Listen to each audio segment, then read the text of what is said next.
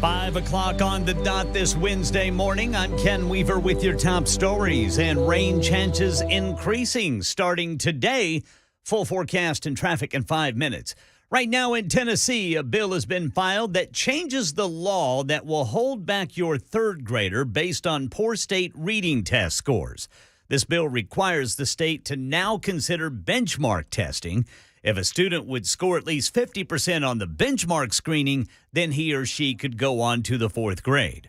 Lawmakers rejected bills that expand gun rights to allow eligible aged individuals to carry guns on places like school campuses and parks as long as they didn't plan to commit a crime. While News 2 says lawmakers voted down that bill after hearing from law enforcement about unintended consequences. All weapons other than firearms would be allowed in courtrooms. So you could take a crossbow into a courtroom as long as you didn't have the premeditated intent, which arguably you may not until you just figure out what the judge is going to rule. Another bill still up for debate would allow open carry for all firearms, not just handguns. And right now in Nashville, the deal which Mayor John Cooper worked out to pay for part of a new Titan Stadium has passed the first reading of the Metro Council. The next reading will be April 4th. And across the nation, albuterol shortage is worsening. This after a major manufacturer announced it will be closing up shop, leaving millions at risk. Lionel Moise reports on the dangers this causes for anyone who suffers from asthma. It can cause loss of breath, wheezing, chest tightness, and coughing, and could lead to asthma attacks. When it gets to that point, I need that medication. I take my inhaler immediately. The impact could be great, with 25 million Americans, or about 1 in 12, currently with asthma, and more than 4,100 deaths in the U.S. per year. I would do anything I could to get this medication. ABC News says for weeks there have been spot shortages of over-the-counter medications on store shelves. Still, the White House insists the country has enough supply in the pipeline. Market Numbers Report brought to you by Beacon Capital Management, beaconcm.com. Here's Daria Albinger. New worries about inflation triggered a Tuesday sell-off. The Dow tumbled 575 points. It's now negative for the year. The Nasdaq fell 145, and the S&P gave up 62 points, closing below the 4,000 mark. Remember when Federal Reserve Chair Jerome Powell said the central bank would likely start to temper interest rate hikes as inflation continued to slow? Well, that was then. Powell told a Senate panel on Tuesday that the Fed may need to increase the size of its rate hikes and borrowing costs if evidence continues to point toward a robust economy. The Fed is raising rates in an effort to bring inflation to the desired 2% range. The worry for investors, as we've been hearing for months now, is that the Fed could go too far and could push the economy into a recession. Either way, economists say the Fed will announce another rate hike later this month. It's just a matter of how much. Well, futures are up before the opening bell on Wall Street. Dow futures 38, S&P up 4, NASDAQ up 19. That's the latest news. Traffic and weather next. I'm Ken Weaver, WTN News.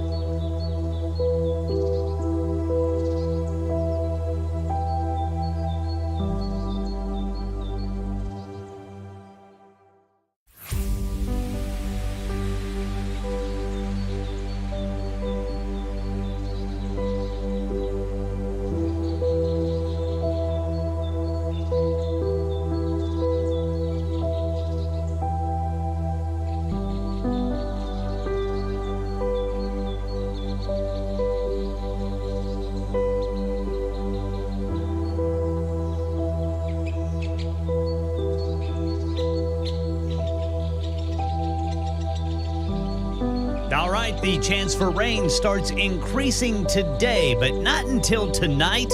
And then tomorrow, it looks like about 80% chance all day long before we dry out over the weekend. Temperatures are going to stay in the 50s. Lows will be in the 40s, except for Friday night. Going to get close to freezing. 35 degrees will be your low Friday night. That's your forecast. I'm Ken Weaver on Super Talk 99.7 WTN.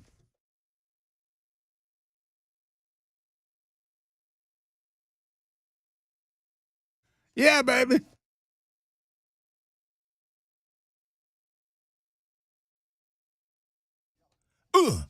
Hey. Ow. Hey, good morning to you. 507 Johnny B in for Dan Mandis, who's on vacation.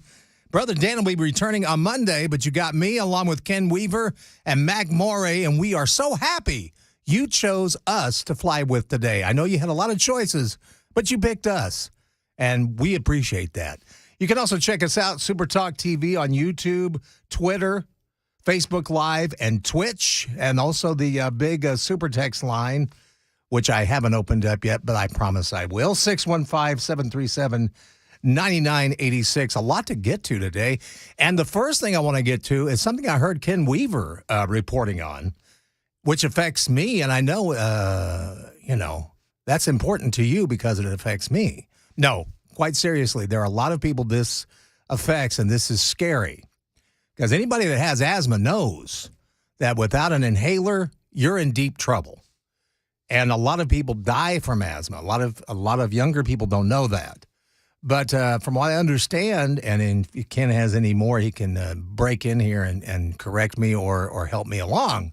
But they say that several major manufacturing plants for the asthma and respiratory drug albuterol, which is what I take, have shut down. That'll possibly make worse an already flaring shortage of this medication that has forced hospitals to devise alternatives. Now, this is quite scary. And there's no, I don't see anything in here about why these have shut down and why there's a shortage other than it must be a chain problem, supply chain problem. But this is serious, and it'll be serious for asthma sufferers. There are other alternatives out there. One that I use from, every now and then, Primatene, which, makes doctors freak at the beacon if you say you're using Primatene. But in emergency cases, I have used that. And they do have a new inhaler on the market that is pretty good. So if you can't find albuterol, that may be an alternative for you. But you may want to check with your doctor before listening to Uncle Johnny B. So if you do suffer from asthma and you're looking for albuterol and they can't fill it, that's why there's a shortage. And we never used to see this until this administration. Very interesting, huh? Well, of course, we want to go down south of the border. Of course, everybody quite concerned about the 4 Americans that were basically taken hostage by a drug cartel. They got involved in a shootout between drug cartels. Well, a gentleman has been arrested. In fact, Mexican officials arrested the suspect, Jose Guadalupe N. Don't know what the N stands for. He's 24. He was guarding the house where the cartel members had held these Americans captive. Of course, the Americans are Latavia McGee, Eric James Williams, Shaheed Woodard, and Zendel Brown. Authorities have not revealed whether Guadalupe, who is a Mexican national, is part of the Gulf Cartel. This is the gang that was accused of the kidnappings, and they operate in that region. The victims were discovered yesterday in a wooden shack, a rural area east of the Mexican city of Matamoros. And according to the chief prosecutor there, when the Americans were found, Woodward and Brown had been killed. The other two, they are survivors, McGee and Williams. They were transported to Brownsville, Texas, with a law enforcement escort over the Veterans International Bridge. They were taken to Valley Regional Medical Center in Brownsville to receive treatment. Williams had been shot in the leg, but his injury was not life-threatening. And the fourth victim was not injured, which was Lativia McGee.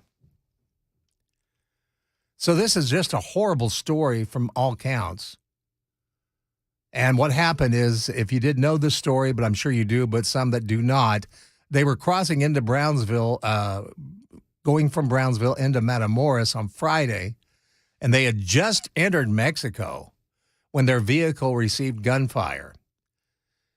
And the group ended up in the crosshairs of a shootout between the rival cartel gangs.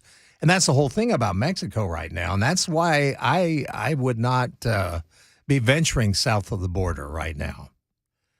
Because from the government all the way down, Mexico is just full of corruption. It's a corruptocracy, basically. The government is corrupt. The police are corrupt. It's just not a safe place for Americans to go right now, and especially with the drug cartels at war with one another. The drug cartels basically run Mexico, and they're starting to run the southern part of the United States, really, when you want to get down to it. Guadalupe is the only person that has been arrested thus far in connection with the kidnapping and the murder of the Americans. Investigators are still looking for other assailants. And, of course, the White House came out with their own statement, and Karine Jean-Pierre had this to say to the press about what happened in Mexico. Oh, I need some sound there, brother, if I could. Sorry about that. Should have warned you ahead of time. Anyway, this is what Karine Jean-Pierre had to say yesterday about what happened in Mexico. Attacks on U.S. citizens are unacceptable, no matter where or under what circumstances they happen. We will continue to work closely with the Mexican government to ensure justice is done in this case. Since day one of this administration, we have been focused on disrupting transnational criminal organizations, including Mexican drug cartels and human strugglers. Really? And what have you done? Oh, and she said strugglers. I think she might have goofed up. Smugglers, pardon me. Yes. In the past few months, President Biden signed an executive order giving the Department of Treasury expanded authorities to penalize cartel organizations and those who control or enable them. And we have imposed powerful new sanctions against cartel organizations in recent weeks. We remain committed to applying the full weight of our efforts and resources to counter them. Right now, our immediate concerns are for the safe return of our citizens, which happened, the health and well-being of those who survived this attack, and the support which must be rendered to the families of those who need it. Well, I couldn't find that ending in the big book of answers, could you? Well, if you think that was an anemic response, we have an official up next. Some sound from him where he lays the blame directly on this administration for what's happening and all the danger that's happening at the border. It's 5:15 on this Wednesday morning. Time to check the roads from the Paul Winkler WTN Traffic Center.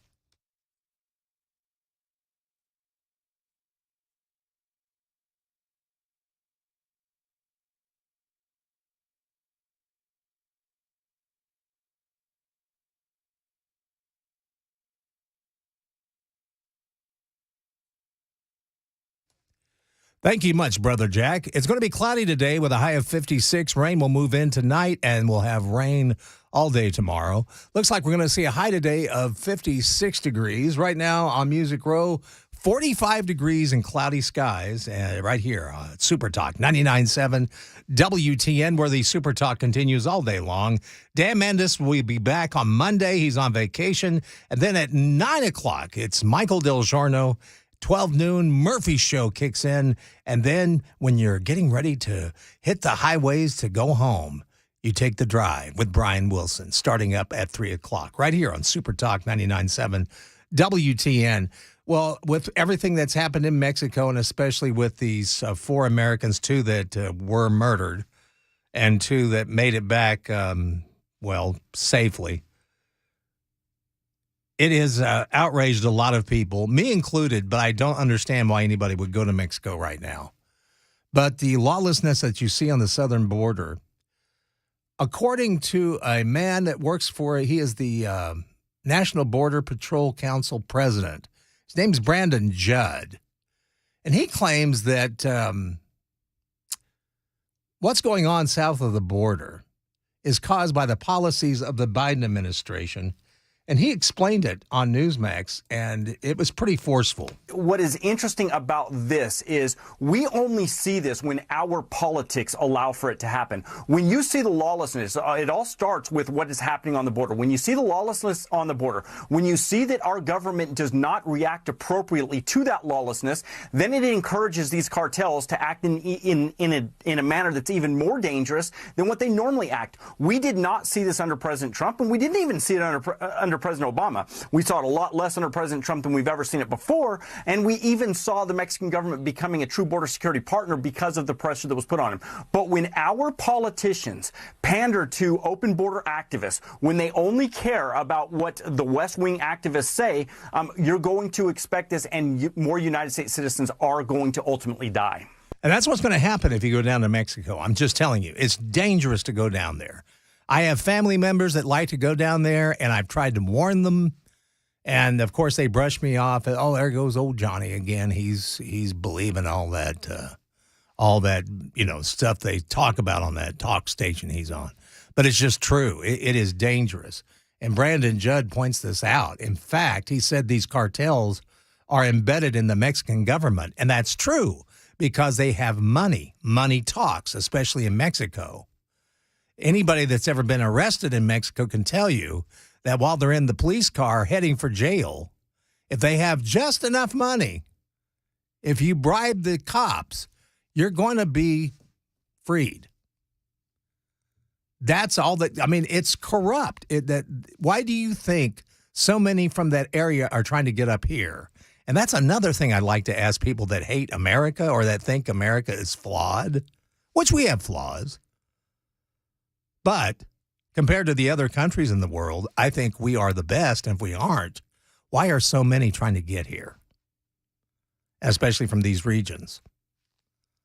Because they're corrupt.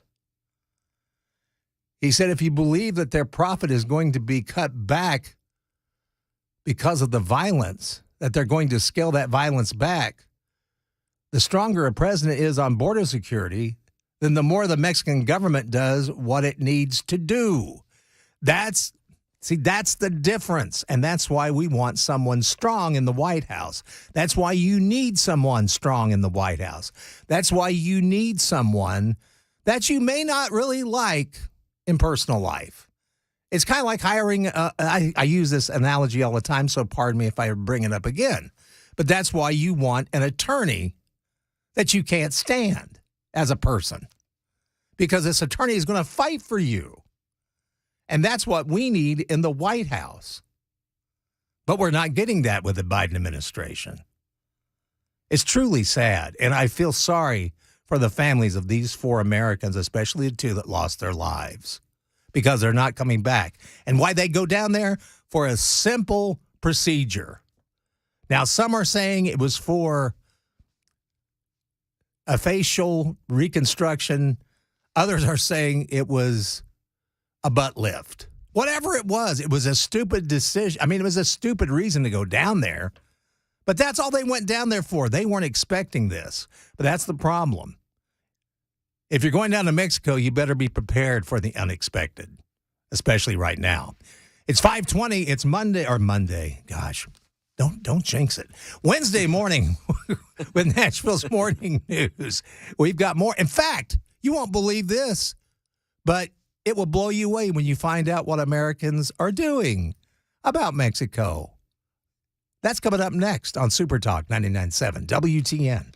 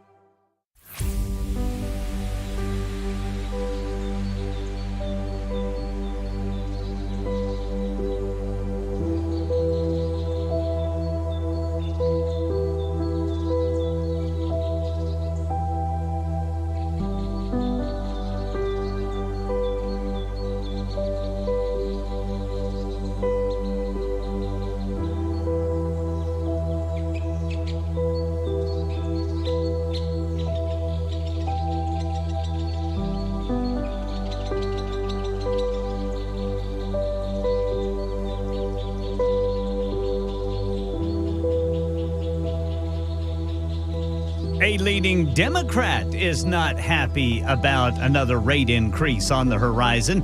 There was a bit of a back and forth there with Fed Chairman Jerome Powell. We'll let you listen to coming up at 5:30 on Super Talk 99.7 WTN. Thank you, my brother Ken. It is 6:27 on Nashville's 5:27. Excuse me, 5:27. Nashville's morning news. Geez, JB, what day is it? What time is it? I don't know. I don't know, man. Hey, Johnny, are you shanking this?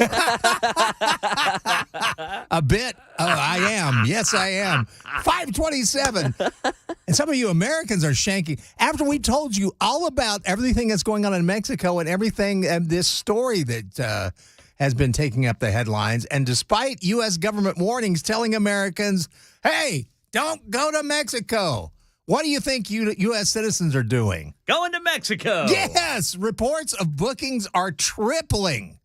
They're tripling to pre-2020 figures. They say citizens are still visiting Cabo, Cancun, Puerto Vallarta, and several other locations, in spite of being told that right now it's dangerous to do so. Either we're brave or we are really stupid. We've got the Gang of Three Amigos coming up next, and we've got several subjects we want to cover, including a super texter that has once again aligned me with some drug culture hero. We'll have that coming up next on Super Talk 99.7 WTN.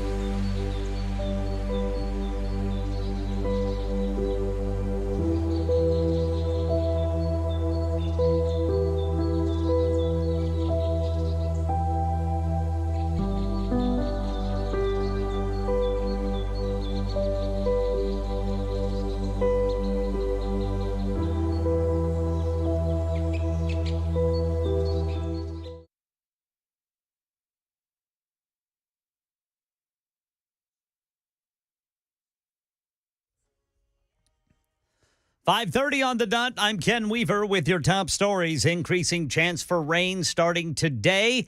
And then temperatures are going to stay in the 50s. Full forecast and traffic coming up in 5 minutes. A leading Democrat is not happy with Fed Chairman Jerome Powell over how to handle the nation's economic challenges, specifically raising interest rates. Warren argues there are other ways to fight inflation, like addressing supply chain issues and price gouging. She says under the Fed's plan, millions of Americans will lose jobs. If you could speak directly to the 2 million hardworking people who have decent jobs today, who you're planning to get fired over the next year, what would you say to them? Inflation is extremely high, and it's hurting the working people of this country badly. All of them, not just 2 million of them. Senator Warren also argued the Fed's moves could trigger a recession. That's Liz Nagy reporting. Right now in Tennessee, News 2 says a gun bill that would allow eligible persons to carry firearms in places like schools and parks has been voted down over worries about unintended consequences. But a bill that expands open carry to all firearms, not just handguns, is still alive, to be debated in the coming days. And here in Nashville, the deal Mayor Cooper worked out for the city's part of the new Titan Stadium cost cleared its first hurdle last night. Metro Council approved it on the first reading. The second reading will be April 4th. And election 2020 unfinished business. Hundreds of pages of documents released last night in the defamation lawsuit against Fox News brought by Dominion Voting System.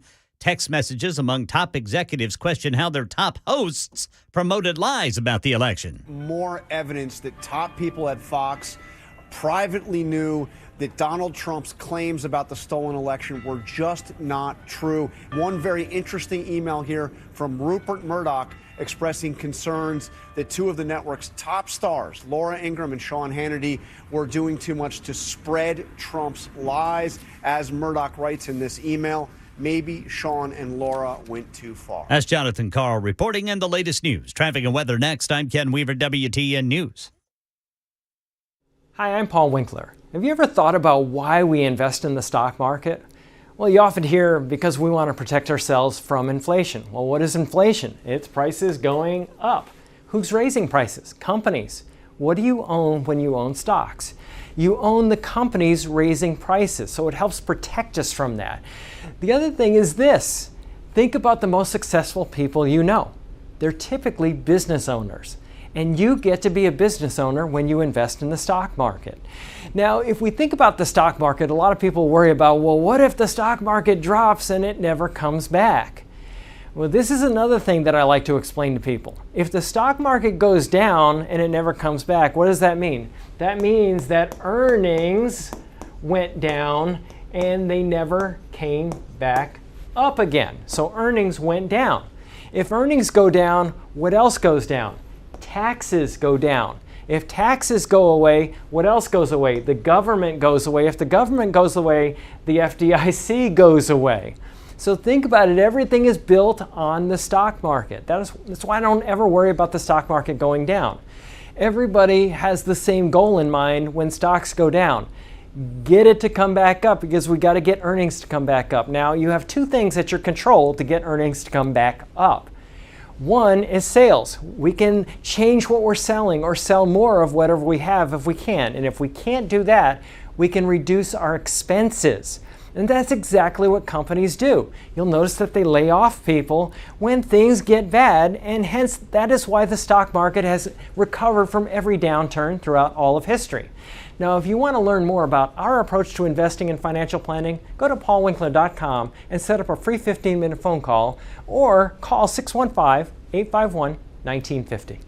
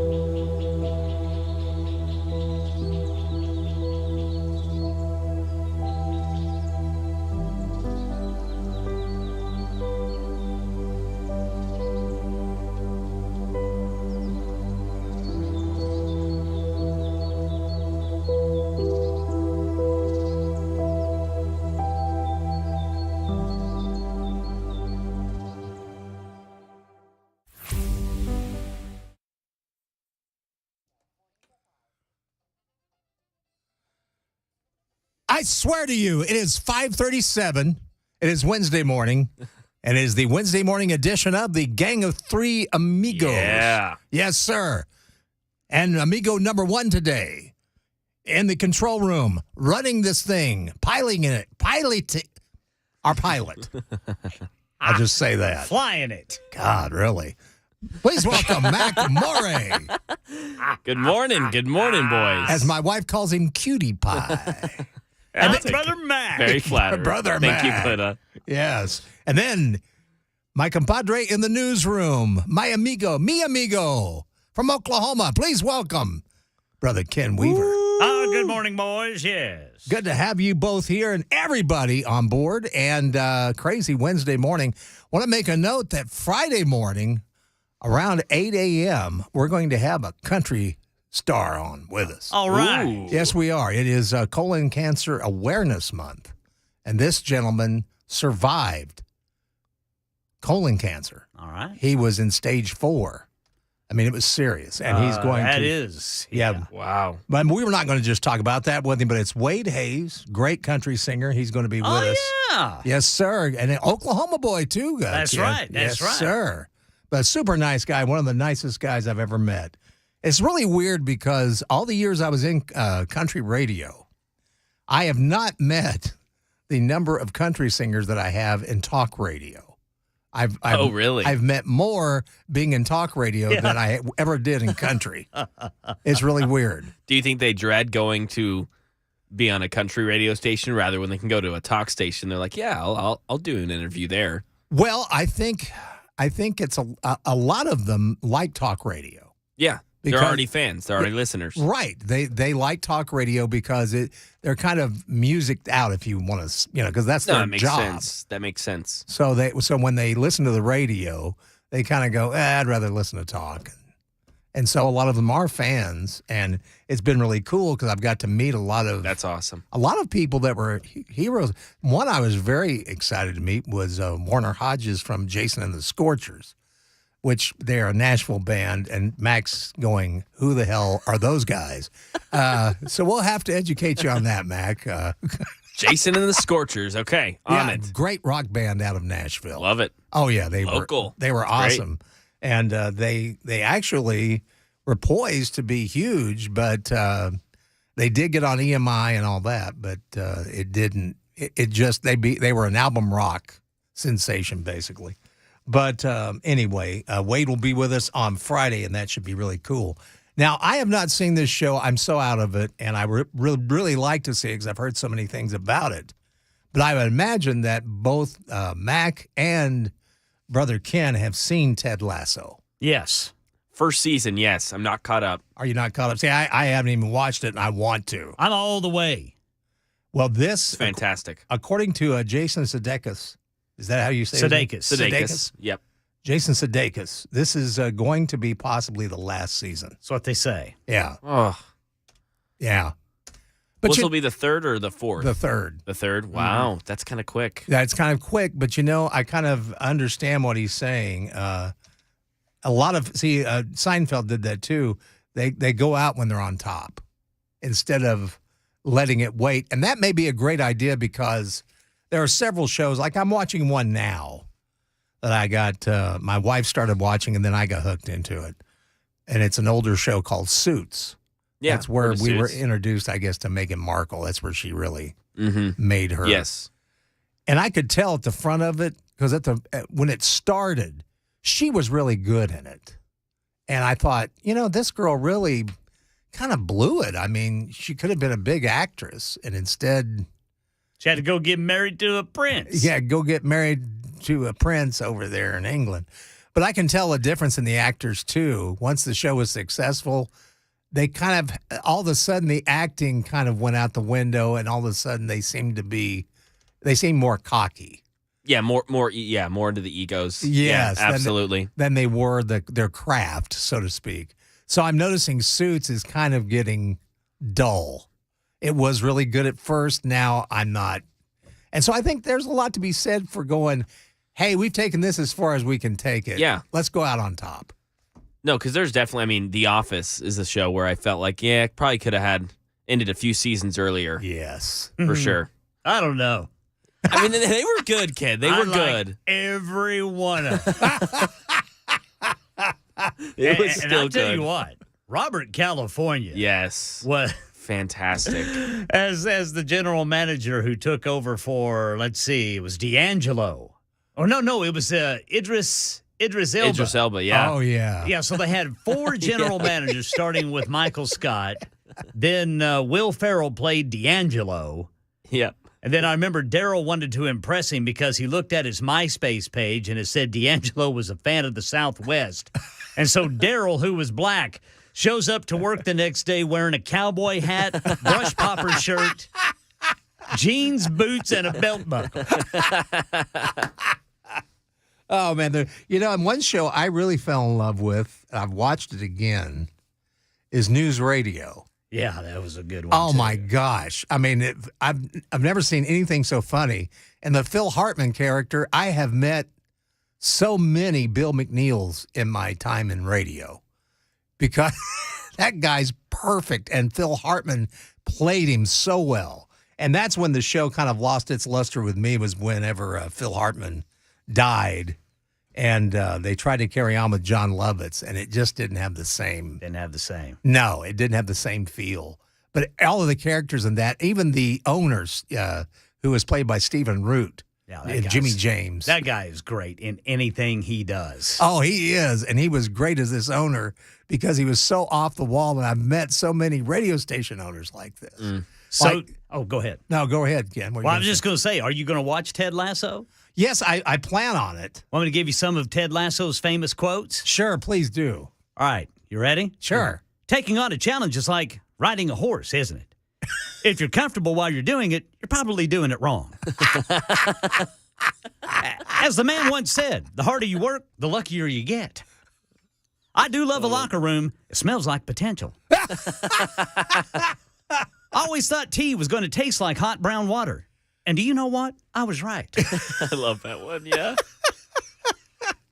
Yes, I must watch it. Yeah, you've got Seriously. to, man. I mean, and here's the thing. It's not just a funny show, but it's heartwarming, too. So wholesome. Yeah. I mean, I didn't know Jason Sudeikis was this good of an actor. He really But is. he really is. He's always been, in fact, whatever movie I've watched that he's in it, he really brings it up several notches. Yeah. From Olathe, Ken, from Kansas City. That's right. Really? Yep. Wow, well, no wonder we like him. Yeah, heck yeah. He's part of the country. Hey, Kansas has turned out some good actors. Some stars. Paul Rudd. Yes. Paul Rudd's a Kansas boy. Yep. Well, see, there I wasn't aware of that. Rob Riggle. Yep, that's right. Wow. The guy, in Modern Family, one of the big gay guy. You guys ever watched that show? Yes. Yeah. He's the big guy in that Wow. show. Eric Stone Street. That's it. Yeah. Eric Stone Eric Street. Stone Street. That's right. Yeah. Some funny guys. Yes. Well, Some funny dudes. in fact, Warren Beatty's wife, and I can't think of her name right now. I'm drawing a blank. This is not good. But she's from Wichita, and she's a big actress. And she and Warren Beatty and Jack Nicholson were in Wichita, and their plane got laid over, so she decided to rent a car and go to her home where she grew up. And they show up at these people's front door saying they want to see the house, what it looks like now. Can you imagine? Whoa. Seeing Jack Nicholson at your door. Wow. In Wichita, Kansas, of all places. That's something. Golly. Yeah. I have no, I don't know what it is about Wichita, and people that love Wichita get on to me, but I just never want to go back. I don't know why. One of my best friends was from Wichita, and he loved it. See, some people do. Some people love Wichita. I was not one of these people. Yeah. I wanted to escape, and I did. You succeeded. Nice. I succeeded. I got out. And as I always tell this story, my youngest son, whom I took to Wichita, I asked him, I said, what do you think of Dad's hometown? Dad, can't picture you here. And Glenna had the best line. I said, what do you think of Wichita, Glenna? I think I really liked Oklahoma. That's saying something. Well, guys, I don't drink anymore, but That's good. That's a good thing, Brother Johnny. But B. a few here may still imbibe a little bit. A little bit. Yeah, if you do, Maybe, yeah. would you get a shot to sober up quickly if you needed to? Well, depends on the situation. No, honey, only had 2. Yeah. Anyway, scientists at the University of Texas Southwestern, they developed an injection that could sober you up in half the time. Whoa. They gave mice enough alcohol. What? That's what I want to see. I want to see them give mice alcohol. Goodness. So mean. Well, I don't like mice anyway, That's so fair. that's all right. That's fair. Get the little devils drunk. But anyway, they gave them enough alcohol for them to be off balance. Then gave them an injection of the hormone FGF21 while they were unconscious. Oh, so they got them so drunk they passed out. God, can you imagine these mice? Mice who received the injection recovered their balance in 1 hour, a little over an hour, while the mice who were not given the shot took double the amount of time to sober up. They say it acts on the nervous system. Oh, that makes me a little scared, and regulates alertness.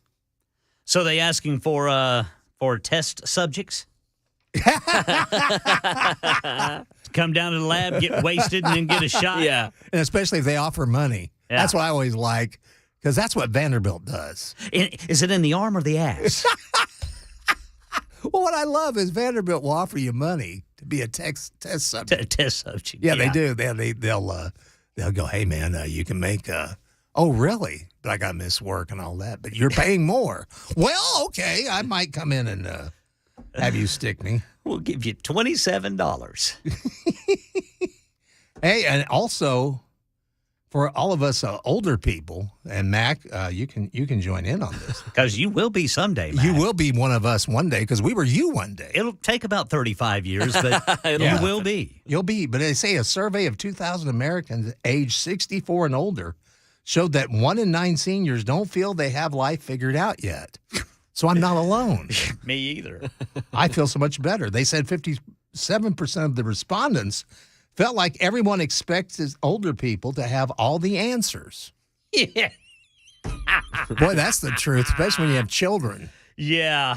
Because they go through that point where they think you have all the answers. Then they enter teenage years where they think you know nothing at all. Right. And they know everything. And they know everything. They're geniuses. Yeah, it was me just a few years ago. And I knew everything, man. well, at least you admit it. Because a lot of young people, I don't. Oh, yeah, you did. Yeah. Oh, yeah. Of course you did. I did. It also said they found that 31% of seniors would consult someone else regarding a large financial purchase. That'd be me. Yeah. It'd be, hey, can I borrow some money?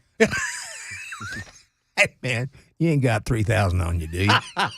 You can just that's upfront whoop-out money for you, isn't it? I remember going to bed at night as a teenager thinking, yeah, Mom and Dad, they've got it all figured out. I'm okay. There's nothing to worry about. Mm-hmm. Then I became a parent, going to bed every night. What's going to happen tomorrow? I'm still doing it. Why is she crying? What's wrong? How do I do this? But yeah, in fact, my dad gave me some great. In fact, I really miss. This is what I miss about my father, because he was a radio man, and not everything he did in radio was good or legal, but he did have some good advice at times, and I do miss that, because when I worked at the other station, the Crackling station, with the late Phil Valentine, they were going to get rid of me. And I thought, well, I'll make it easy for them. I'll go look for something. And I was getting ready to go look, and I was talking to Dad about it, and he said, no, you stay put. I said, why? They said, Phil Valentine really believes in you. He's going to fight for you. He said, you stay put, things will improve. And had I not listened to him, because I listened to him, I said, all right, I'll give it a shot. All right, Daddy-O. And he was right. Everything he said was right. And it's awesome. So a lot of his radio advice was right on, and I really appreciate it, and I miss it. But yeah, I'm still that way. I still don't know what the future holds. And one day when I grow up, I want to be like Mac Morey. Oh yeah, right. Who I noticed some other people got cookies today, but Mac got the #1 bag because, according to my wife, he's a cutie pie. I will take it. Well, I guess I better start combing my hair. I better start. I didn't get any cookies. No cookies, JB? I really don't eat sweets. Fair enough. Yeah, Good for so you. yeah, she didn't make any but she makes nice things for me every day. I don't eat She's the sweets best. either. But she doesn't call me a cutie pie. You don't eat sweets either, kid? And I'm not going to put peanut butter on these cookies either. Well, every now and then I'll. And my family is going to be able to share them with me. Something tells me that's not going to be the case. And you better hope that one Mrs. Weaver is not listening. Still asleep. Yeah, those will be Ken Weavers before the day is done. That's right. It's 5:53. Gentlemen, thanks so much. And coming up next hour, yes, Tucker Carlson has more on the January 6th tape that's been released. In fact, there's much more that's come out. And he even talked to a Capitol police officer that was there. And the January 6th committee, they didn't even question him. Unbelievable. We'll have all of that coming up next hour. Right here on Nashville's Morning News on Super Talk 99.7 WTN.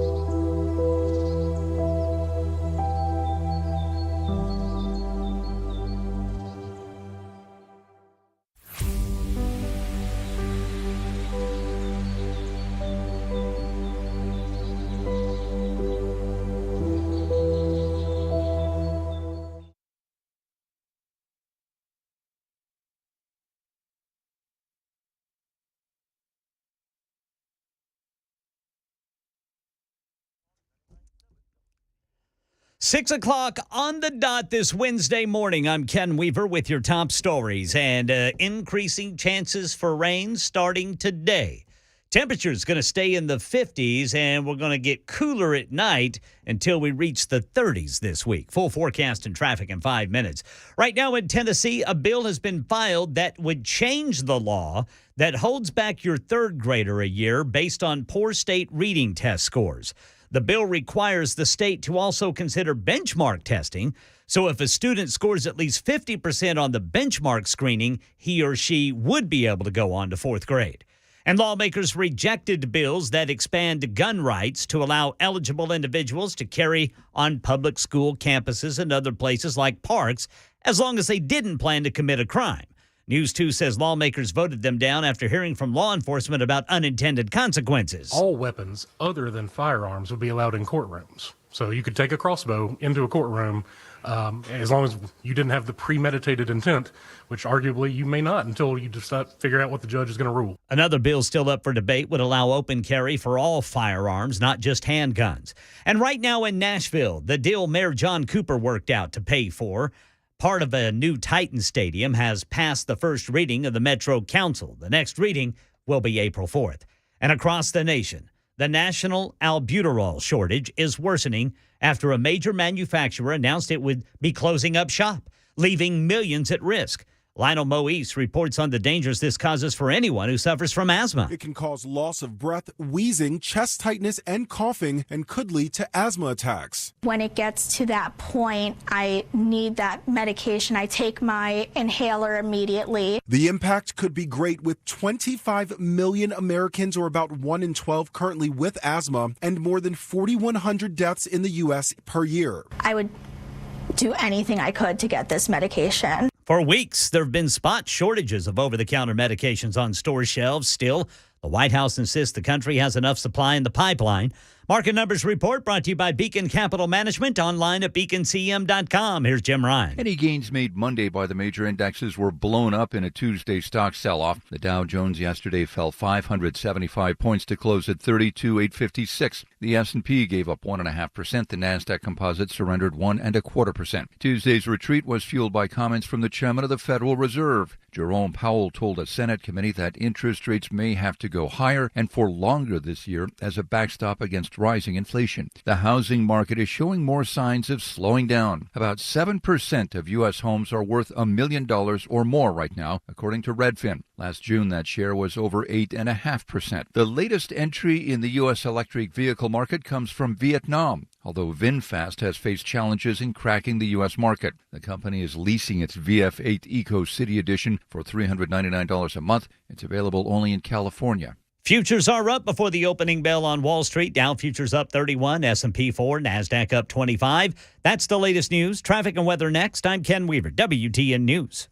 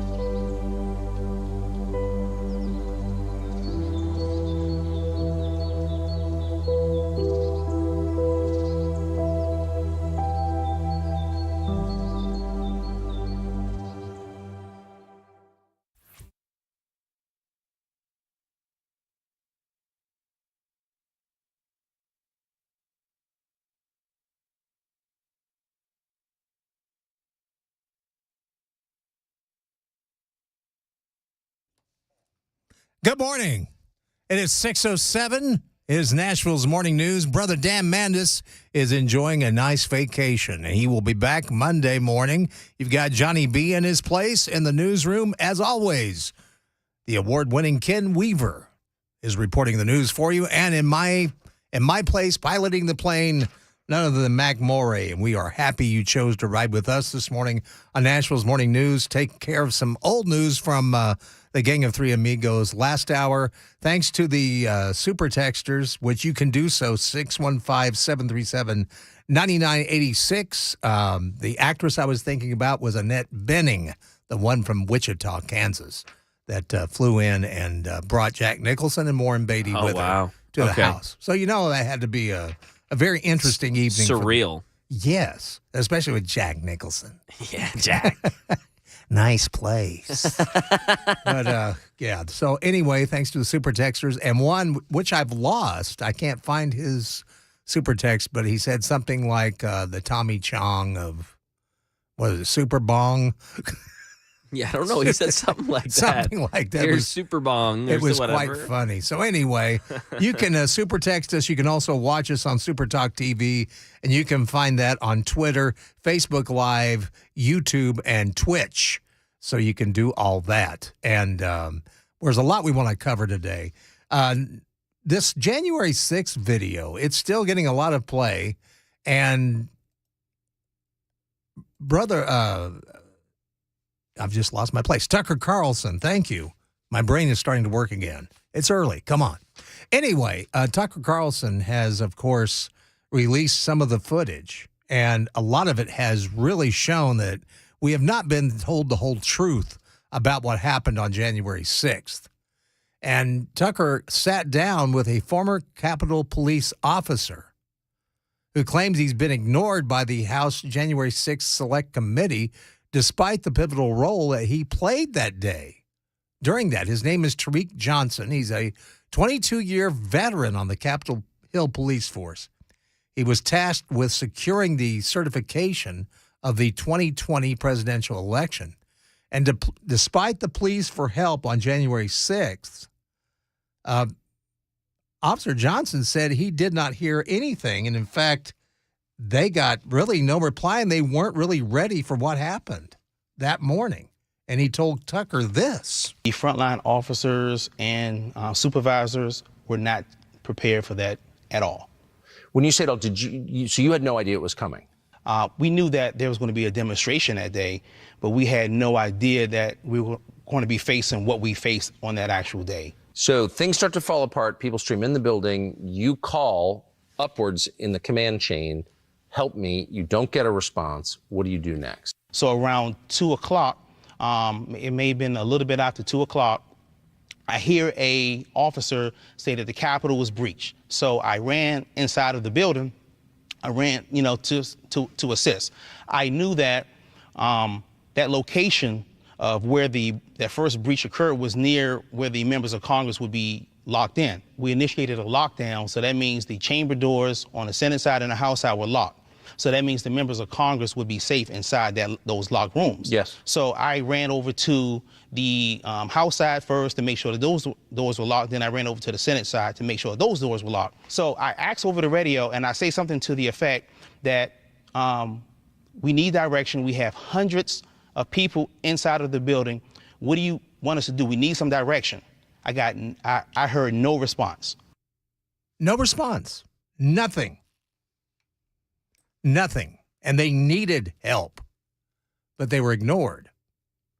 And he said his role was to evacuate lawmakers safely, which he did. And he had this to say to Tucker about more that went on. Things start to fall apart. People stream in the building. You call upwards in the command chain.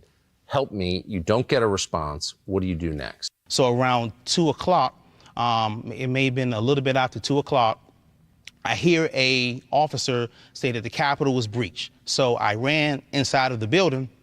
I ran, to assist.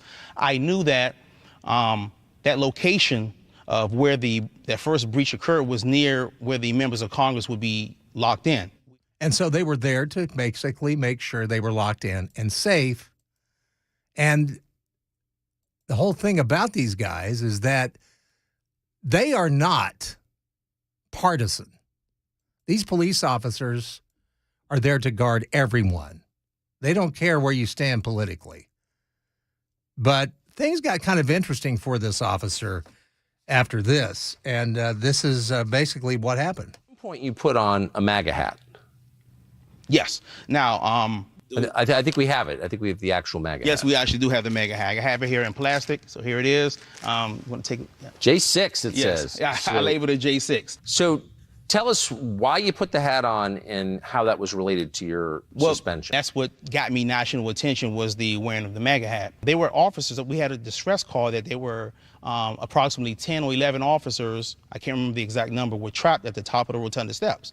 So I elicited the help of some CDU officers to help me go up the steps. And I kept yelling that all the way up the steps, giving people high fives, trying to make it up the steps to get to the guys. And as I was going down, there was a demonstrator on, I believe he was on my right side of me, so he reached over. I didn't know what he was doing. I didn't know if he was going to hit me, and he put the MAGA hat on my head.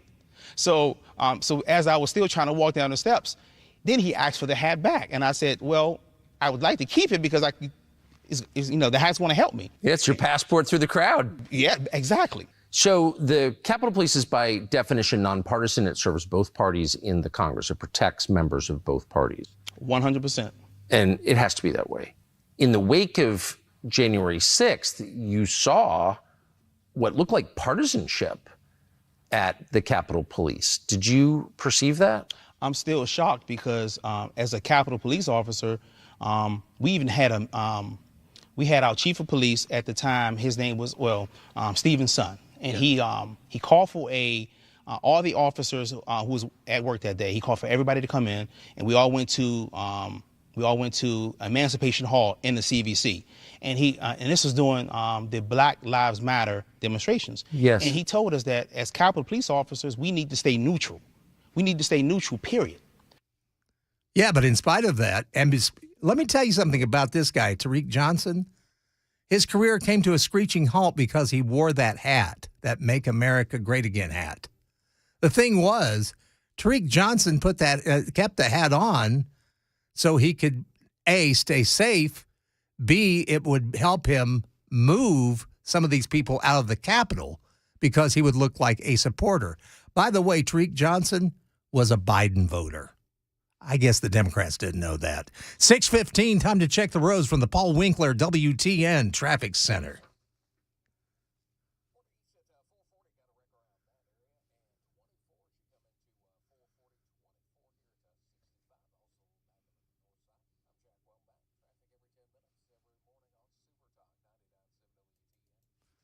Thank you, Brother Jack. And looks like we're going to get cloudy skies today. 56 for a high. Look for rain to move in tonight and stay through tomorrow. Right now, 46 degrees, mostly cloudy on Nashville's Music Row at Super Talk 99.7 WTN. Excuse me, having a coughing fit in here. The sinus infection is still raging, ladies and gentlemen. 6:16. And this officer this has been really eye-opening for me. I don't know about you guys. But this interview was quite interesting. And as I said, a Trump supporter basically put a Trump Make America Great Again cap on this guy. And it basically ruined his career. Because that's when he finally got some media attention, not from the January 6th committee, but from the news media that painted him as a Trump supporter. But he's a Biden voter. And yet he's still shocked that the January 6th committee never came to talk to him about anything. So, I mean, that devalues the credibility of Capitol Police, doesn't it, if they're allowed to be partisan in public? They're supposed to be neutral, period. Since you were there on January 6th, what did you think of the job of the January 6th committee? Do you think that they were honest in the way they approached it? Do you think they got to the truth? I prayed almost daily that they would get to me. I was never asked to testify. And if you listen to the radio... You were never asked by the January 6th committee? I was never asked by anybody connected to the January 6th committee to testify. I ask myself why every day. and every day I might have a different answer, but I looked at what pretty much they focused on Donald Trump and not the failures of the Capitol Police. Why do you think they were there? I think that some people there had planned on being violent. Some people may have turned violent after what they were going through. I think that people wanted to support their president. Some of those people wanted just to support him, and some of those people didn't commit violence, and some of those people didn't plan on it. Very true. Very true. I've heard that from people on the ground there as well, that the majority of the crowd was actually pretty peaceful. But there were some in the crowd, and some were Trump supporters and some were not. Some were from the other side that basically wanted to ramp up the violence. It's a shame they never talked to this police officer. And he's right. They didn't care. They didn't care about the truth, because it just didn't fit the narrative. That's what it was all about. And one of my favorite people, Representative Tim Burchett, he's weighed in. And he says Americans deserve to see the whole story about what happened on January 6th through the release of the security camera footage. This is what he told Newsmax about the January 6th tape and the outcome. The January 6th commission was just an orchestrated sham. It was all the tapes were basically edited by some ABC bigwig that was hired. I mean, can you imagine? They were hired to put those tapes together and put them out to the American public. There's lots more in there I think the American public deserves to see, and they should. It's just a shame that it took this long to get it out, and I salute Kevin McCarthy for, in fact, keeping his word and saying he was going to do the right thing. And, in fact, he did do the right thing by putting these tapes out. And, in fact, for those of you that are very critical of Mr. The representative, you got to give him credit for putting this tape out. And, in fact, the January 6th committee, I don't think many people even watched it. In fact, Mr. Burchett actually has a good comment on that. There more people were watching reruns of the Cartoon Network of SpongeBob SquarePants. Yeah, very true. I think they were as well. But Tim Burchett's right. And yes, House Speaker Kevin McCarthy has done the right thing and has released this video because it's going to really open up a lot of debate, a lot of discussion that should have been dealt with in the January 6th committee, but they just had an agenda. And that's going to become very apparent the more these tapes come out. I tell you what, the truth is a beautiful thing if you can release it. It's 6:20. It's Nashville's Morning News. Johnny B. in for Dan Mandis this morning. We're glad to have you on board with us, and we've got a lot more straight ahead on Super Talk 99.7 WTN.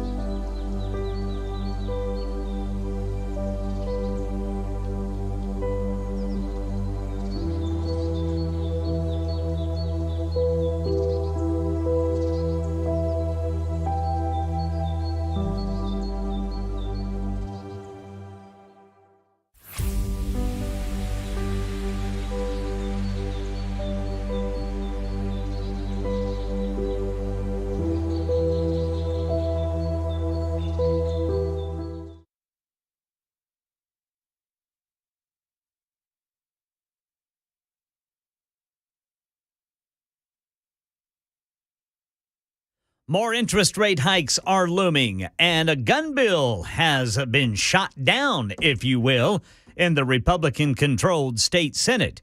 And the deal Mayor Cooper worked out for the city's portion of the new Titan Stadium has advanced.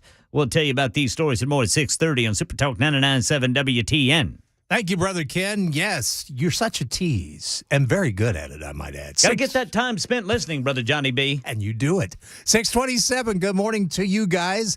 It is Nashville's Morning News, and we were talking, of course, about the big January 6th video that's been released that Tucker Carlson has been covering.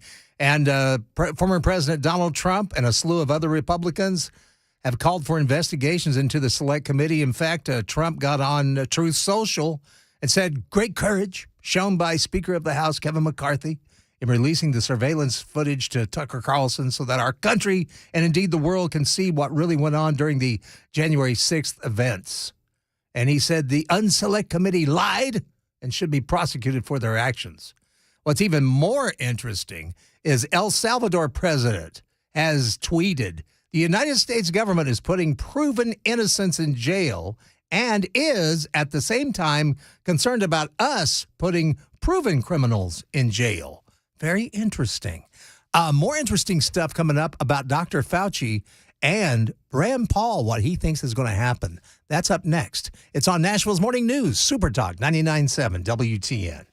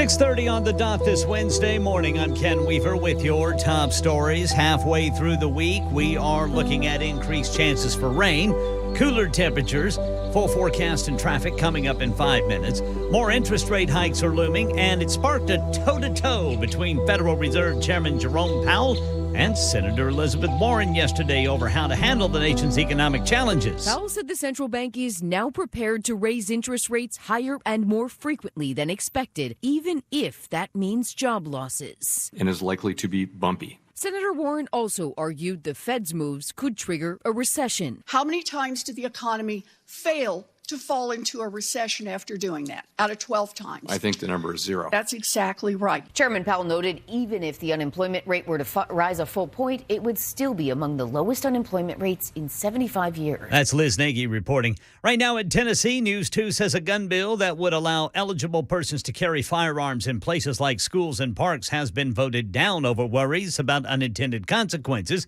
Happened in the state Senate yesterday. But a bill that expands open carry to all firearms, not just handguns, is still alive and to be debated in coming days. Here in Nashville, the deal Mayor Cooper worked out for the city's part of the new Titan Stadium cost cleared its first hurdle last night. Metro Council approved it on the first reading. The second reading will be April 4th. And a trip across the southern border ended in tragedy after 4 Americans were kidnapped by Mexican drug lords last week.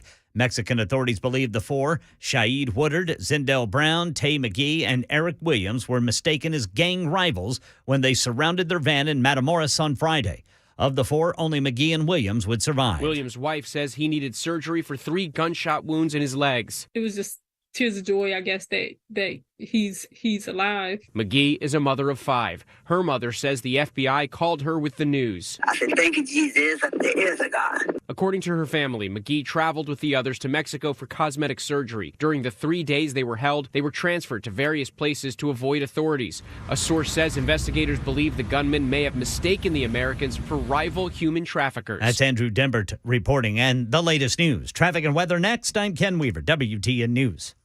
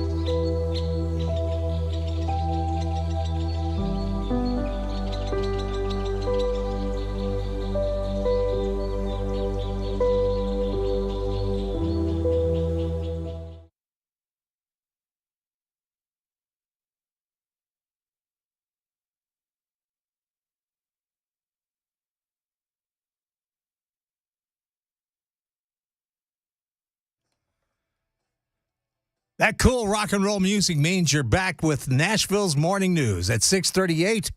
Dan Mandis on vacation until Monday, and I can't wait till he comes back, get the gang all back together again. But I'm having a great time hanging out with Mac Moray and my steed. And then, of course, in the newsroom, my brother Ken Weaver. We're all happy to have you on board with us on Super Talk 99.7 WTN. You can check us out, Super Talk TV. I don't know why you want to look at us because we have faces for radio except for Mac. But the rest of us, I don't know. But anyway, you can check us out on YouTube, Twitter, Twitch, Facebook Live. They all have it. And, of course, Super Texters, you got us at 615-737-9986. You know, the release of the January 6th video from the riots that day, that has been eye-opening and something we should have seen long before now. Another thing that's been kind of interesting as far as truth coming out is about COVID and COVID-19 and Dr. Anthony Fauci and everything involved there. And what's really interesting with the World Health Organization, or the WHO, right now there's stiff resistance that is building there against the incoming chief scientist of the World Health Organization. And why? It's his ties to a February 2020 paper that quashed a theory that the coronavirus originated from a lab in Wuhan, China, which we know now that it did. Many experts are calling for Dr. Jeremy Farrar, former director of the Wellcome Trust nonprofit in London, I dare say, to be fired even before he takes over his post as the WHO's chief scientist in the second quarter of this year. This is according to the Daily Mail. And emails that were uncovered by the House Select Subcommittee on the coronavirus pandemic showed that the British doctor made direct edits to a scientific paper called The Proximal Origin, which was prompted by Dr. Anthony Fauci, then director of the National Institute of Allergy and Infectious Disease, and written in February 2020 to quash the theory that the coronavirus escaped from the Wuhan Institute of Virology. And now a memo by the subcommittee dated on Sunday said Dr. Farrar is not credited as having any involvement in the drafting and publication of Proximal Origin. According to new evidence obtained by the Select Subcommittee, Dr. Farrar led the drafting process and, in fact, made direct edits to the substance of the publication. Now, a microbiologist at Rutgers University, Dr. Richard Elbright, told the Daily Mail that in this context, the appointment of Dr. Farrar as a chief scientist at the WHO, which is the World Health Organization for those that just tuned in. I'm not talking about Pete Townsend and Roger Daltrey. This is a major unforced error. The WHO would do well to review and revoke the appointment. Another doctor, Dr. David Livermore, from the University of East Anglia in Great Britain, also said the agency might want to reconsider hiring Farrar. He said if he's led the WHO, it would be wise for Dr. Farrar to commission investigations of COVID's origins entirely independent of the organization's hierarchy, himself included. Amen. Can I get a brother? Amen. The Select Subcommittee said in the memo that Farrar made a crucial edit on February 17th of 2020, the day the Proximal Origin was to be published. And in an email to Christian Anderson, a professor at Scripps Research, Farrar suggested to change from unlikely to improbable that SARS-CoV-2 emerged through laboratory manipulation of an existing SARS-related coronavirus, basically saying it's improbable it came out of this lab. Robert Moffat, who has written extensively on the origins of the coronavirus for the Heritage Foundation, told the Daily Mail, I don't think he should take the job. Once again, I have to say amen. He said he should refrain from taking any position like that until these matters are cleared up and published. We don't want someone to take over the WHO who may refrain from taking a position until all these issues on COVID origins are cleared up. I think this is so important. And I was just talking to a staff member this morning because one of my reservations about getting the COVID boosters came from a doctor that I know. And his doctor lives in New Jersey, a brilliant doctor. And at the beginning of my discussions with this doctor, I could tell that he really admired Dr. Fauci and that he had worked with him somewhat. And he did convince me on getting the injections. But he said the boosters, that's when he drew the line. And that's when I saw a change in this doctor, when the boosters were brought up. Because I said, what about the boosters? And he said, I am totally confused by this. Instead of getting the shots, you're already taken care of, basically. He said, that's all you needed. The boosters aren't needed. He said, the only thing I can gather out of this must be a money-making move. Because he said there's no reason to get the boosters. So that doesn't make any sense at all. And I saw the trust going down in Dr. Fauci from this doctor, who once held him in high esteem. And today this doctor thinks that Fauci, like the rest of us thought at the beginning, was basically a Democrat shill, like just a bureaucrat. Dr. Fauci has a lot of things to answer for, and Rand Paul's going to hold him to it, and we'll have more on that story coming up. It is 6:44, time to check the roads from the Paul Winkler WTN Traffic Center.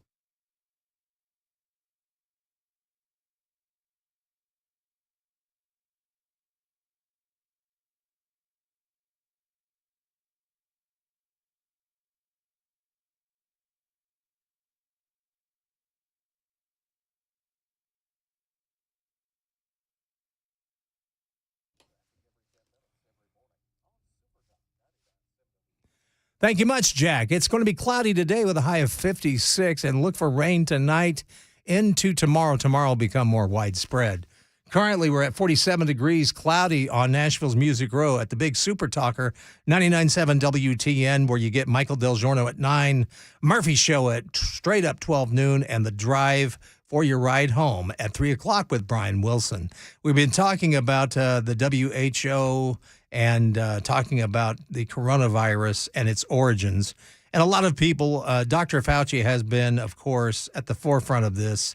You either dislike him a lot or you like him. And basically, I believe that Dr. Fauci is going to be found to be nothing more than just a bureaucrat that was making money off this. My feelings on coronavirus, I thought the whole thing was handled poorly.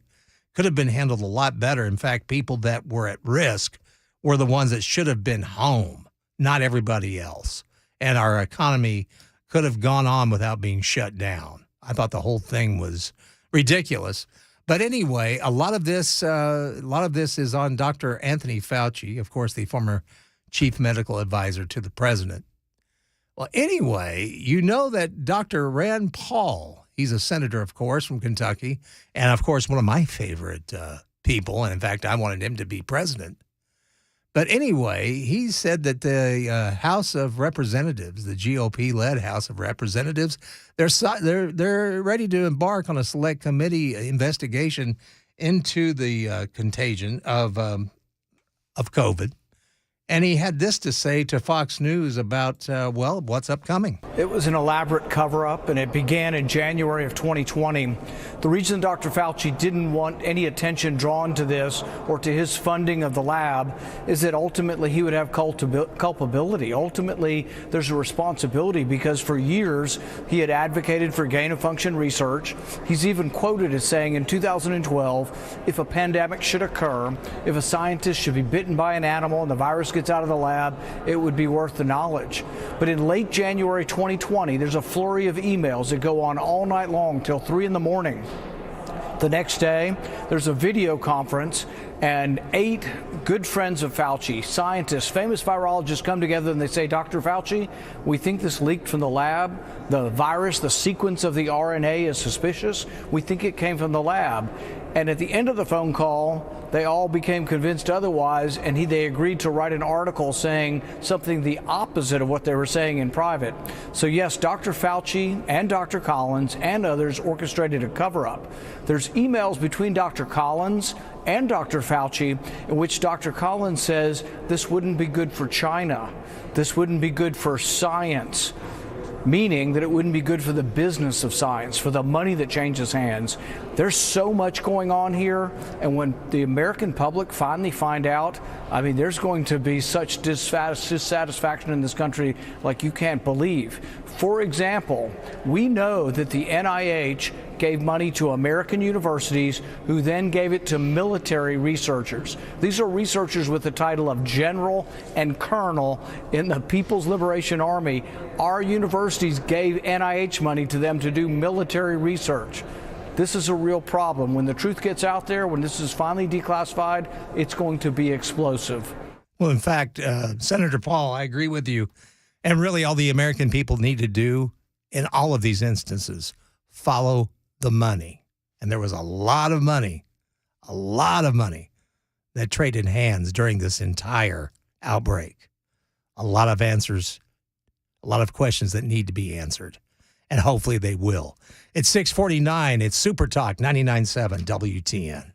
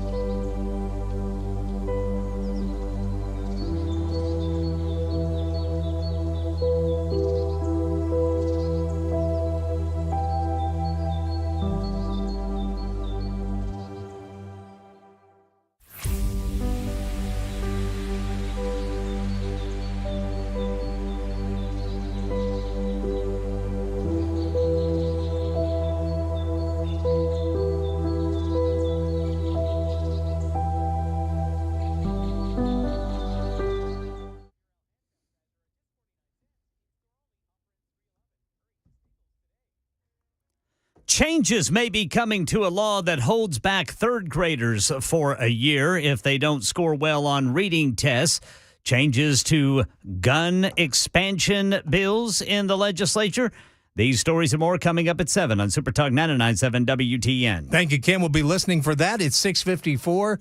It is Nashville's Morning News coming up next hour. Looks like the left is going after McCarthy over the release of the January 6th tapes.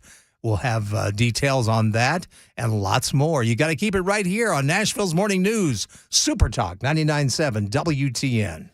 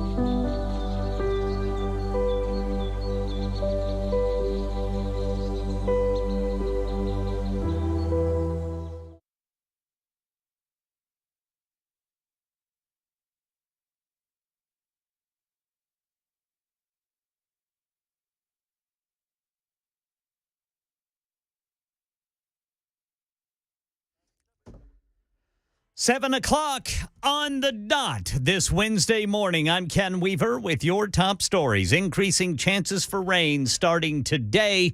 Cooler temperatures. We're not going to get out of the 50s. Full forecast and traffic in 5 minutes. Right now in Tennessee, a bill has been filed that would change the law that holds back third graders a year based on poor state reading test scores. This bill requires the state to also consider benchmark testing. So if a student would score at least 50% on the benchmark screening, he or she would then move on to the fourth grade. Lawmakers rejected bills that expand gun rights to allow eligible aged individuals to carry guns on public school campuses and other places like parks as long as they didn't plan to commit a crime. While News 2 says lawmakers voted them down in the Senate after hearing from law enforcement about unintended consequences. All weapons other than firearms would be allowed in courtrooms. So you could take a crossbow into a courtroom as long as you didn't have the premeditated intent, which arguably you may not until you decide figure out what the judge is going to rule. Well, another bill still up for debate would allow open carry for all firearms, not just handguns. And right now in Nashville, the deal which Mayor John Cooper worked out to pay for part of a new Titan Stadium has passed the first reading of the Metro Council. The next reading will be April 4th. And across the nation, the national shortage for life-saving asthma medicine, albuterol, is worsening after a major manufacturer announced it will be closing up shop, leaving millions at risk. It can cause loss of breath, wheezing, chest tightness, and coughing, and could lead to asthma attacks. When it gets to that point, I need that medication. I take my inhaler immediately. The impact could be great, with 25 million Americans, or about 1 in 12, currently with asthma, and more than 4,100 deaths in the U.S. per year. I would do anything I could to get this medication. Lionel Moise reporting, he says for weeks there have been spot shortages of over-the-counter medications on store shelves. Still, the White House insists the country has enough supply in the pipeline. And speaking of the White House, rumors that the Biden administration's considering reviving a Trump-era rule of potentially detaining migrant families who cross the border illegally continue to swirl around Washington, D.C. Here's what Press Secretary Karine Jean-Pierre said when asked about it during yesterday's briefing. I'm not saying it's being considered. I'm not saying any, but I'm not saying it is, and I'm not saying it is not. Yeah, it all comes as the administration scrambling to tackle what is expected to be another surge at the border in the coming months.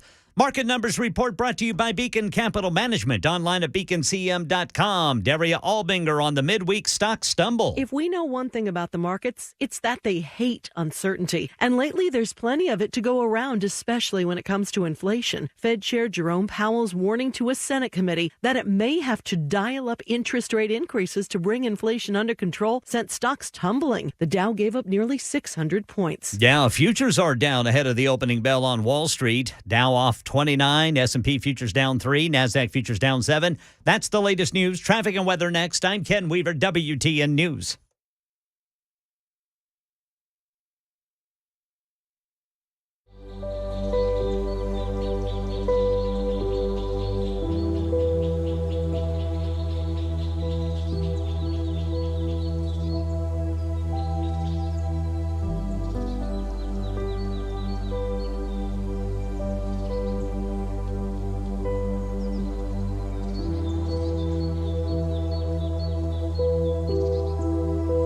Hi, I'm Paul Winkler. Have you ever thought about why we invest in the stock market? Well, you often hear because we want to protect ourselves from inflation. Well, what is inflation? It's prices going up. Who's raising prices? Companies. What do you own when you own stocks? You own the companies raising prices, so it helps protect us from that. The other thing is this. Think about the most successful people you know. They're typically business owners. And you get to be a business owner when you invest in the stock market. Now, if we think about the stock market, a lot of people worry about, well, what if the stock market drops and it never comes back? Well, this is another thing that I like to explain to people. If the stock market goes down and it never comes back, what does that mean? That means that earnings went down and they never came back up again. So earnings went down. If earnings go down, what else goes down? Taxes go down. If taxes go away, what else goes away? The government goes away. If the government goes away, the FDIC goes away. So think about it. Everything is built on the stock market. That's why I don't ever worry about the stock market going down. Everybody has the same goal in mind when stocks go down. Get it to come back up because we got to get earnings to come back up. Now, you have two things at your control to get earnings to come back up. One is sales. We can change what we're selling or sell more of whatever we have if we can. And if we can't do that, we can reduce our expenses. And that's exactly what companies do. You'll notice that they lay off people when things get bad, and hence that is why the stock market has recovered from every downturn throughout all of history. Now, if you want to learn more about our approach to investing and financial planning, go to paulwinkler.com and set up a free 15-minute phone call or call 615-851-1950.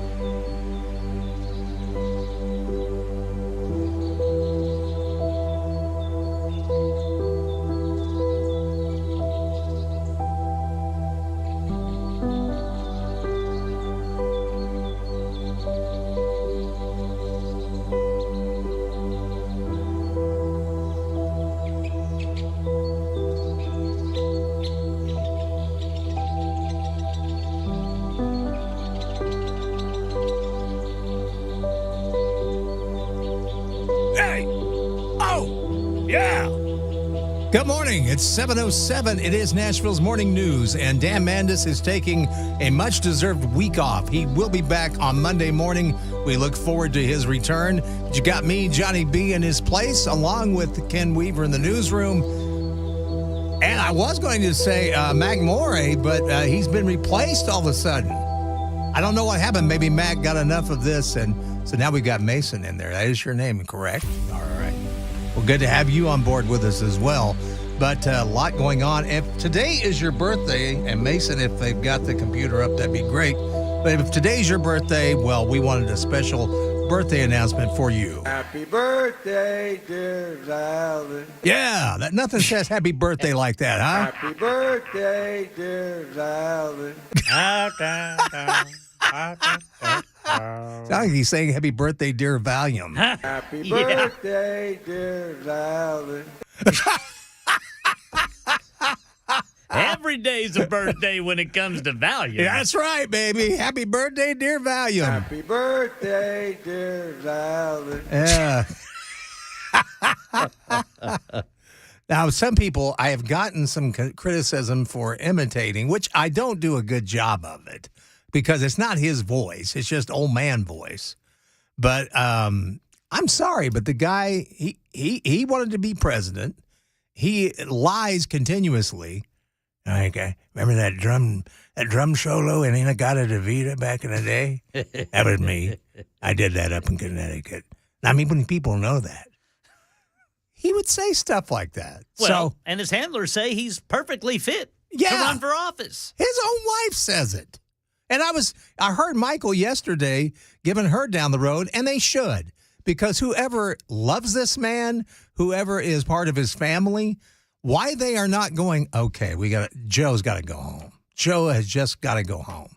Because he is, I mean, if your grandfather sounded like this. Happy birthday, dear Valen. Would you have him running the free world? I don't think so. But anyway, I digress. I just wanted to play that because it makes me happy. If you like Super Talk TV, you can check it out. YouTube, Twitter, Facebook Live, Twitch, or you can also super text us 615-737-9986. I guarantee you, read all of them. Can't answer every one, but we can try. We'll give it a good shot. Anyway, Kevin McCarthy, of course, he has released the January 6th video, and I mean, it's a lot of it. There is a lot of video footage, security camera footage of the attack on the U.S. Capitol. And he's given it to Fox News host Tucker Carlson. Well, that brings in a group, Public Citizen. It's a liberal activist nonprofit watchdog group. They have filed an ethics complaint against House Speaker McCarthy for releasing this video to Tucker. And in fact, according to the Washington Examiner, the group filed the complaint on Tuesday accusing McCarthy of being politically motivated. Well, let's stop right there. Was the January 6th committee politically motivated? Seemed that way to me. I just wanted the truth. I wanted the truth out of this thing. I don't care where it falls and where the blame's going to fall, or if it makes one side look worse than the other. I don't really care. I just want the truth. And getting to it just seems like these days, trying to get to the truth takes an act of God, really. Because the media doesn't give it to you. The government sure isn't going to give you truth. But that's all we want. We want the truth. Nothing was more apparent in that than what happened with COVID. My gosh, just trying to get the facts about COVID was unbelievably hard. And if you ask, I mean, what is it with the medical community too? And I know I'm getting off on a rant here. But what's wrong with the medical community as well when you ask about side effects? Because that was the whole thing too with the injections. I wanted to know, okay, this is Pfizer, great. I've taken Pfizer products before, but I want to know the side effects. And when you ask that, it's like you're asking them for all of their secure information, like their social security number or something. People become unglued. I do not get it. So to say that McCarthy's moves are politically motivated, I think this whole thing has been politically motivated. The January 6th committee was a sham and a joke. And to prove it, I mean, nobody watched the stupid hearings. Nobody. Just a few. But anyway, I go back to this story. According to Influence Watch, Public Citizen Incorporated is a liberal lobbying group created by left-wing activist and former Green Party presidential candidate Ralph Nader. The group also supports a broad liberal policy agenda focused on opposing to the free market interests of American business owners. Basically, what this is telling you is they are totally against capitalism. They hate it. And I've always found the people that hate capitalism, which I can't understand this one. Why do you think people are coming to this country? Because capitalism looks a lot better to them than socialism or the government running everything. That's why so many people are trying to get here. And why people in this country can't figure that out is beyond me. And the way I've always looked at it, if you're against capitalism, you're against America. Capitalism is what has made America great. Now, what we're living in today is what we call, basically, it's just capitalism that is, it's crony capitalism. That's what it is. Crony capitalism is kind of like communism, really, or socialism. It basically will bail people out, bail companies out that don't need it. That capitalism, pure capitalism, is all based on performance. And that's where we get great things out of this country, great inventions. And that's what's so bad about going to a socialist way of government. And that's what a lot of young people want because they've been browbeaten by professors in their college that this is the way to go. It is not.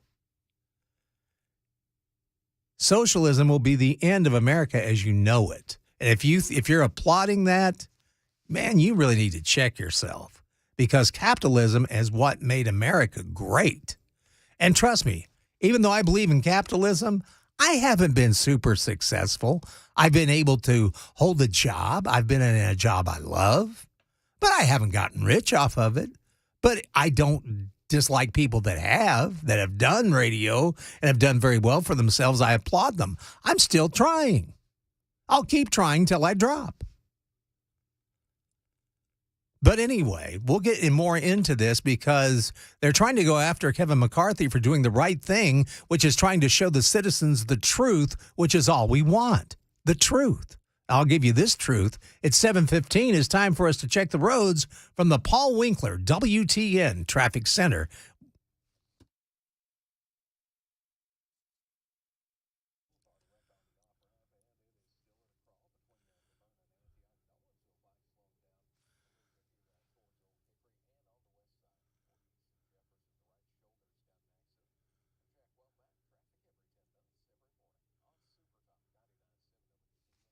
Thank you much, Jack.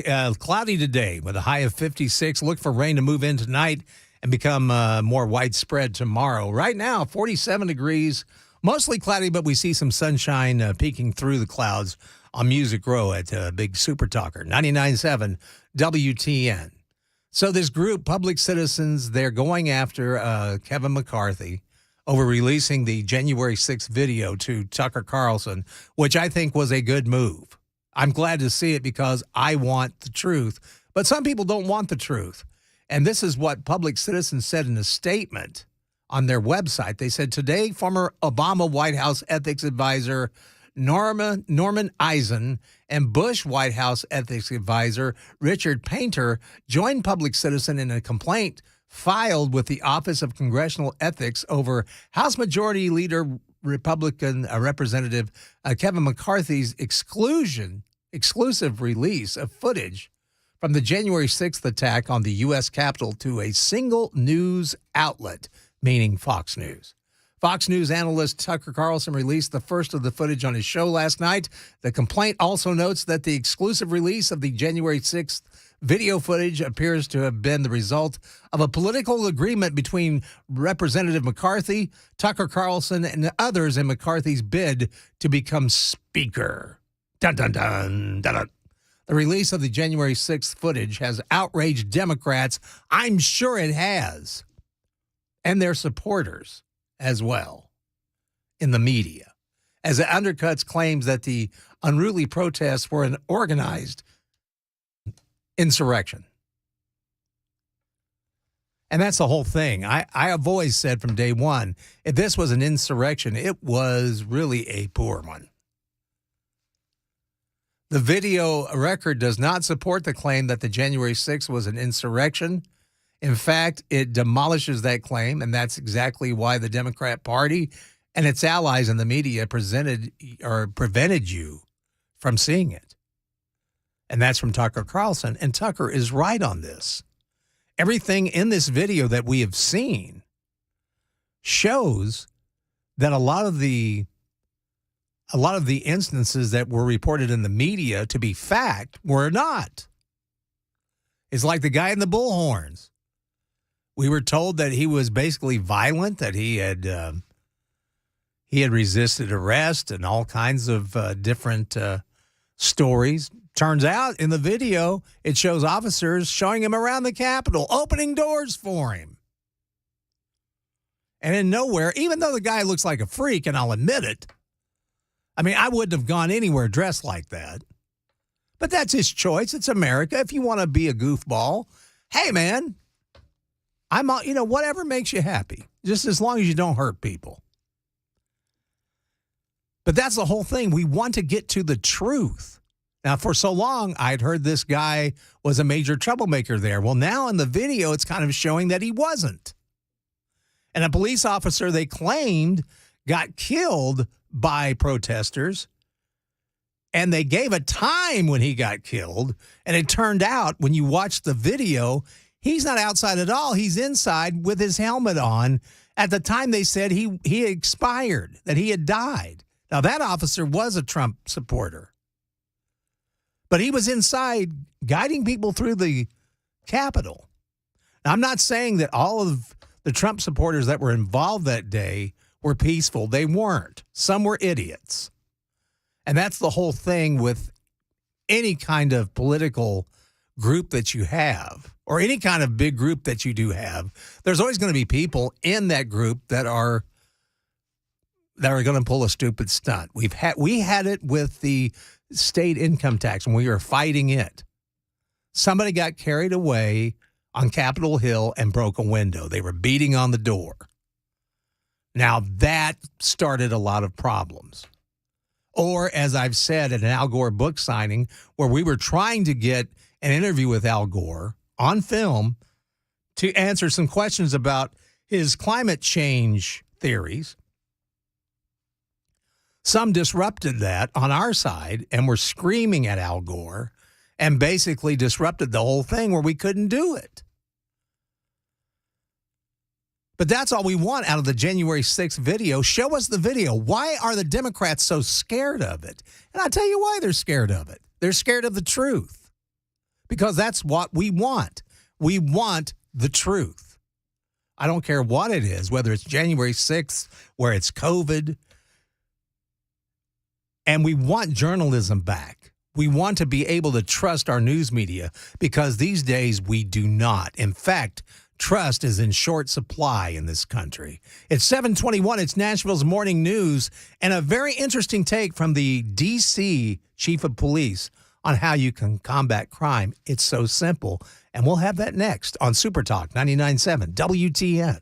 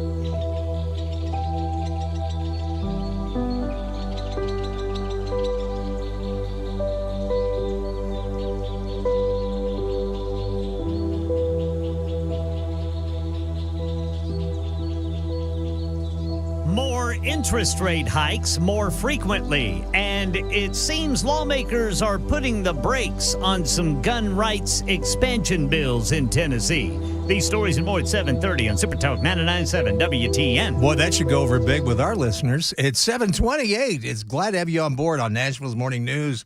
Johnny B sitting in for Dan Mandis today. And Metropolitan Police Chief out of D.C., Robert Conley. Conley. I can barely read this morning. It's a sinus infection, folks. Don't worry about it. But anyway, he was speaking along with the Mayor Bowser at a mayoral public safety media availability confab. And he said, really, if you want to keep crime down, keep violent people in jail. There's a novel concept. He said, if they are violent, he said, you keep them in jail. That way they won't cause any more violence out on the streets. The big duh. Just common sense in sad decline in this country. Hey, we've got some news on albuterol. Apparently in short supply. We'll have a little bit more on that and plus much more right where you've got it. Super Talk 99.7 WTN.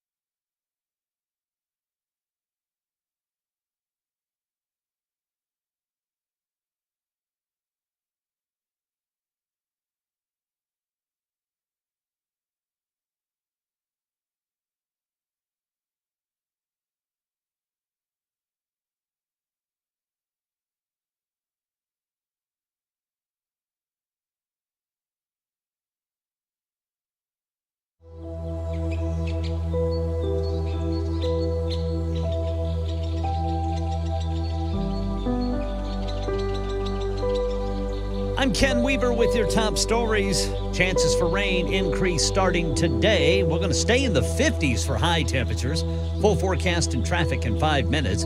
More interest rate hikes more frequently. That's what Fed Chairman Jerome Powell told the Senate panel yesterday, which prompted a tense response from Democrat Elizabeth Warren. Warren argues there are other ways to fight inflation, like addressing supply chain issues and price gouging. She says under the Fed's plan, millions of Americans will lose jobs. If you could speak directly to the 2 million hardworking people who have decent jobs today, who you're planning to get fired over the next year, what would you say to them? Inflation is extremely high, and it's hurting the working people of this country badly. All of them, not just 2 million of them. Senator Warren also argued the Fed's moves could trigger a recession. That's Liz Nagy reporting. Right now in Tennessee, News 2 says state senators voted down a gun bill that would allow eligible persons to carry firearms in places like schools and parks over worries about unintended consequences. Over in the House, some lawmakers are worried about a bill that expands open carry to all firearms, not just handguns. Listen to this exchange between Memphis Republican State Rep John Gillespie and the bill's sponsor, Maryville Republican State Rep Brian Ritchie. Can you just give me one reason as to why that would be necessary on, say, Poplar Avenue in Memphis, Tennessee? Absolutely. Thank you, Chairman. The Second Amendment. Can you elaborate, please? Because I'm still a little confused. So if you read into that, it says the right to keep and bear arms shall not be infringed. You're missing half the amendment there, but so we're just going to agree to disagree. Debate on Richie's bill will continue during the next House Criminal Justice Subcommittee. And here in Nashville, the deal Mayor Cooper worked out for the city's part of the new Titan Stadium cost cleared its first hurdle last night. Metro Council approved it on the first reading. The second reading will be April 4th. That's the latest news. Traffic and weather next. I'm Ken Weaver, WTN News. Hi, I'm Paul Winkler. Have you ever thought about why we invest in the stock market? Well, you often hear because we want to protect ourselves from inflation. Well, what is inflation? It's prices going up. Who's raising prices? Companies. What do you own when you own stocks? You own the companies raising prices, so it helps protect us from that. The other thing is this. Think about the most successful people you know. They're typically business owners. And you get to be a business owner when you invest in the stock market. Now, if we think about the stock market, a lot of people worry about, well, what if the stock market drops and it never comes back? Well, this is another thing that I like to explain to people. If the stock market goes down and it never comes back, what does that mean? That means that earnings went down and they never came back up again. So earnings went down. If earnings go down, what else goes down? Taxes go down. If taxes go away, what else goes away? The government goes away. If the government goes away, the FDIC goes away. So think about it. Everything is built on the stock market. That's why I don't ever worry about the stock market going down. Everybody has the same goal in mind when stocks go down. Get it to come back up because we got to get earnings to come back up. Now, you have two things at your control to get earnings to come back up. One is sales. We can change what we're selling or sell more of whatever we have if we can. And if we can't do that, we can reduce our expenses. And that's exactly what companies do. You'll notice that they lay off people when things get bad, and hence that is why the stock market has recovered from every downturn throughout all of history. Now, if you want to learn more about our approach to investing in financial planning, go to paulwinkler.com and set up a free 15-minute phone call or call 615-851-1950.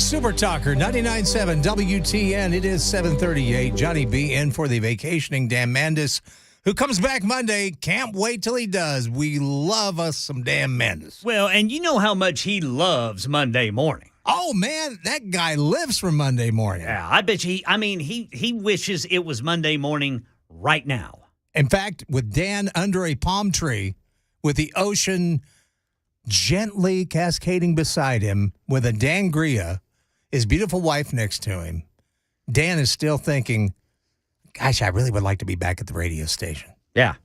I need to be commenting on this now. He's probably been asleep under that tree for the past 12 hours. Dreaming about talk radio. With a half pitcher full of Dangria. That's exactly right, Brother Ken. And Mac Morey is still here, but we have Mason now who is taking his spot in the seat.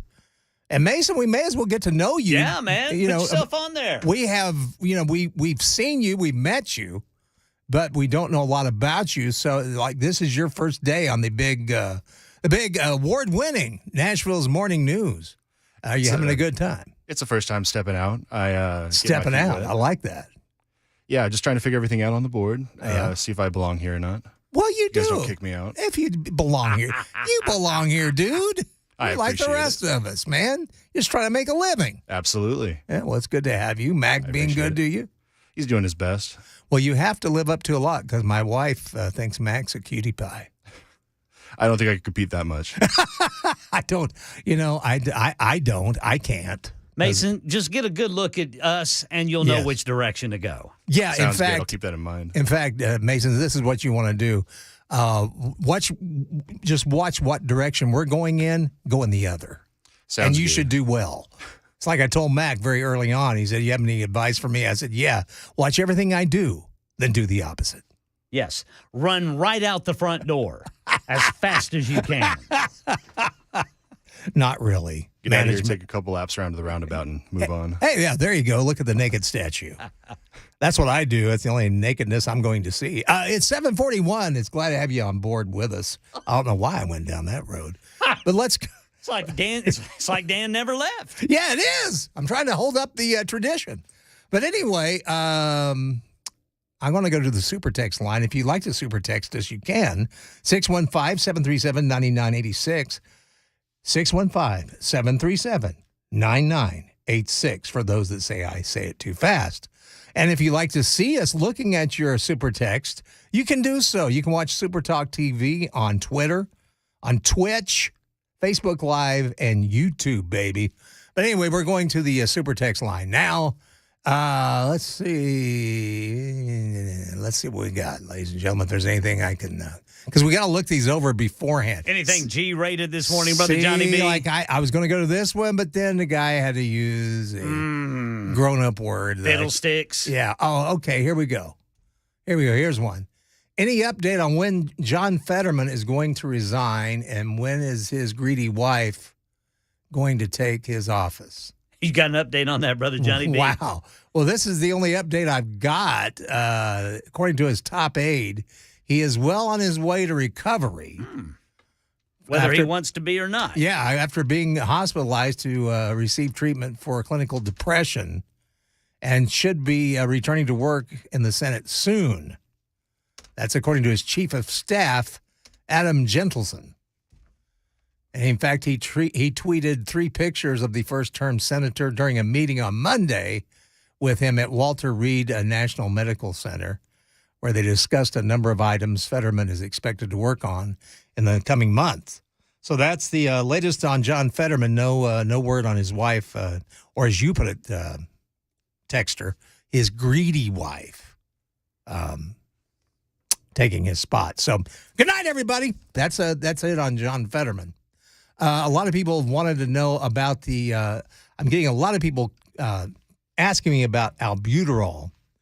Now, I'm an asthma sufferer myself. Have been since, it was first diagnosed in me when I was a teenager, and I took shots for it. I found a great German doctor that gave me allergy shots, and I got to the point to where I could have dogs and kitty cats living with me in the house. I'd still got, you'd still have problems, because what happens with animal dander, a lot of people think, oh, he just sneezed or something. Well, just take a Zyrtec.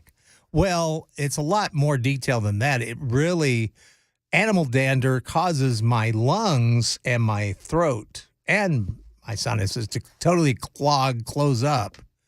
And then I'm short of breath. And that's where the asthma comes in. And it's not just animal dander. There are a lot of things out there that cause this, and it can be life-threatening. I mean, when you start talking about you're short of breath, then you're getting into the area where you may not be here much longer. And that's why a few years ago when I had a heart problem that turned out to be AFib, I thought it was an asthma attack, and it wasn't. But that's what it felt like. So there's a shortage of albuterol, and we'll go deeper into it, what's causing it, and what you can likely do to solve the problem if you cannot find albuterol. It's 7:44 in the morning. It is Nashville's Morning News. Time to check the roads from the Paul Winkler WTN Traffic Center.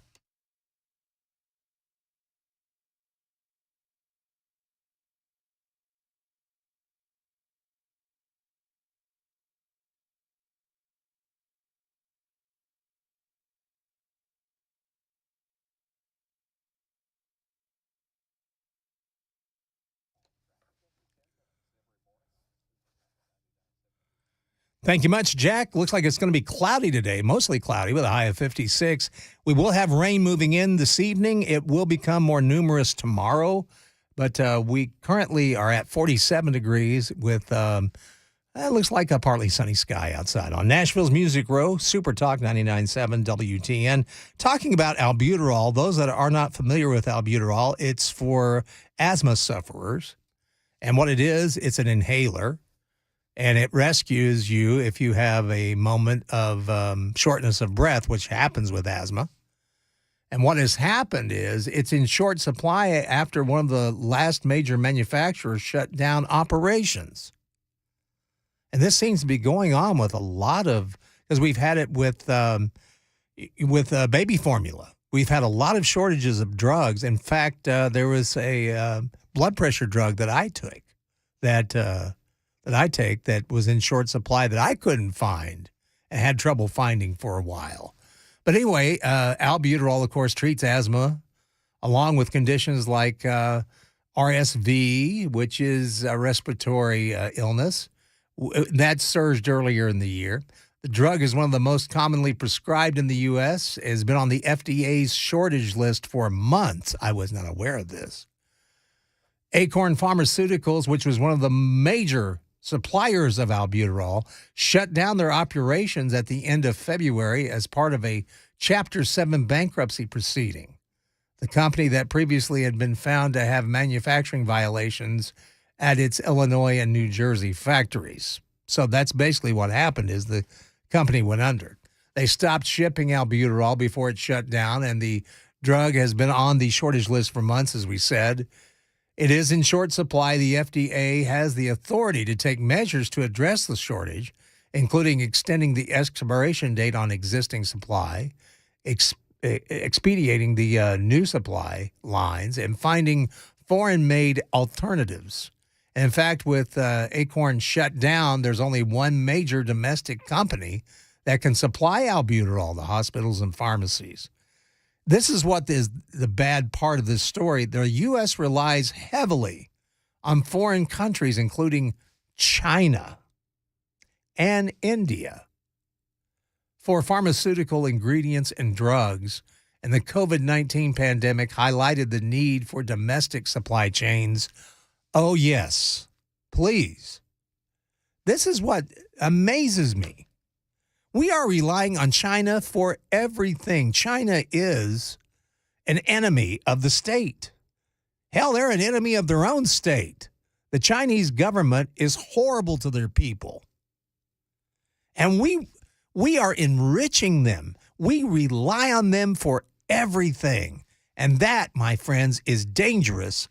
And the COVID-19 outbreak should have taught us, but it hasn't. Albuterol hasn't been the only drug affected by the supply chain disruptions, as we have said.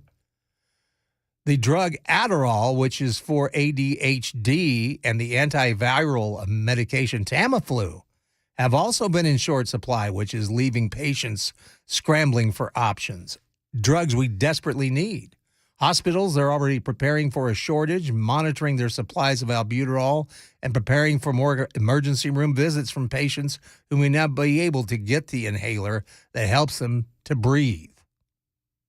The American College of Allergy, Asthma, and Immunology is advising patients on how to handle a possible shortage. Their advice includes making sure not to overuse an inhaler, checking with doctors for alternative medications, and if necessary, using expired inhalers, which may still be perfectly effective. And those are the avenues you can go if you're having trouble finding albuterol. Another one, I wouldn't recommend it, but if you're in dire need and you're in an emergency, Primatene does make an inhaler that is pretty decent. Now, doctors don't like it because of some health problems. I have used Primatene before, though, and I'm still here.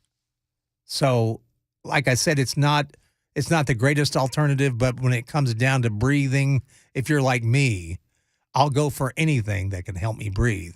Asthma is a horrible, disease to have because it does rob you of your breath. And I think a lot of mine was from my mother. I learned my mother smoked heavily during her pregnancy with me, and I think that's why I've always had lung problems. On top of some of the habits I had that didn't help any at all. But if you do have a child that needs albuterol, I would strongly suggest that you contact their doctor ASAP and make sure that you have something that can help your child with asthma, or an adult even, because without it, death can occur. A lot of asthma sufferers don't know that. But yes, you can die from asthma, and it's very serious, far more serious than a lot of us take it. It's 7:50. We have a lot more to cover, and we will cover it all, including what's going on in Mexico. That's coming up on Nashville's Morning News, Super Talk 99.7 WTN.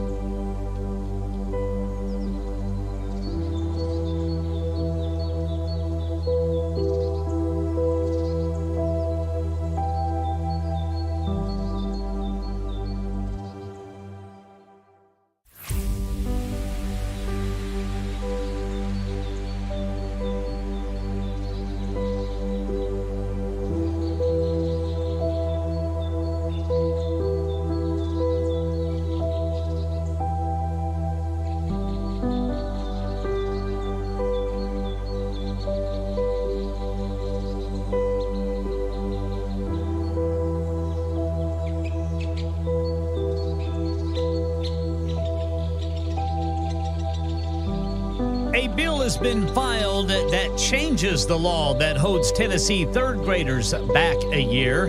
A bill that expands gun rights, making some lawmakers nervous. One of them rejected it yesterday, and it looks like a new Titan Stadium keeps the prospects for it anyway. Keeps advancing. We'll tell you about it coming up at 8 on Super Talk 99.7 WTN. Thank you, my brother Ken. It is 7:56, Nashville's Morning News on Super Talk 99.7 WTN, where you can keep in touch with us on the Super Text line, 615-737-9986. Super Talk TV, you can watch us on YouTube, Twitter, Facebook Live, and Twitch. And also, you've got so much more talk radio coming up that is so awesome. And you should feel lucky it's right here in Middle Tennessee with Michael Del Giorno coming up at 9 a.m., 12 noon, Matt Murphy Show. And then for your ride home, you take the drive with Brian Wilson, all right here on Super Talk 99.7 WTN. I can't believe the study from Oklahoma State University shows that people, men and women, we prefer friends who are, well, basically of the same sex, who are nice to us, but they want them to be mean to the people we dislike. They say the majority of people are after that in a friend. I don't get that at all. I'm the kind of guy, I can be friends with somebody, and if they like somebody I don't really particularly can't stand, I'm still friends with them, and I don't want them to be mean to that person. Whatever I have with that person is between me and that person.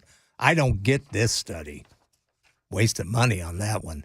Hey, coming up, we've got more on Mexico, what's going on there. Also, we'll touch a little bit, too, on the big Tennessee GOP lawmakers on the gun bill they were looking at, and we'll have a guest for that hopefully tomorrow. Right here, Super Talk 99.7 WTN.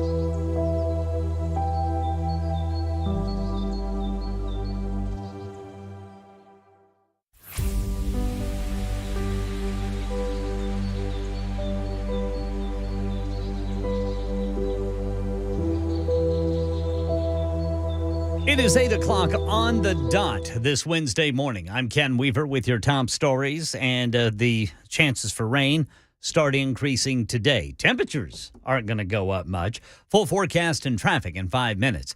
Right now in Tennessee, a bill has been filed that would change the law that holds back third graders a year based on poor state reading test scores. The bill requires the state to also consider benchmark testing. So if a student scores at least 50% on the benchmark screening, he or she would go on to the fourth grade. And a bill that expands gun rights are making some lawmakers nervous.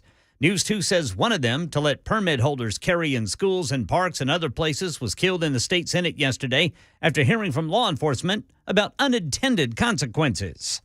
all weapons other than firearms would be allowed in courtrooms. So you could take a crossbow into a courtroom as long as you didn't have the premeditated intent, which arguably you may not until you just figure out what the judge is going to rule. Another bill still up for debate would allow open carry for all firearms, not just handguns.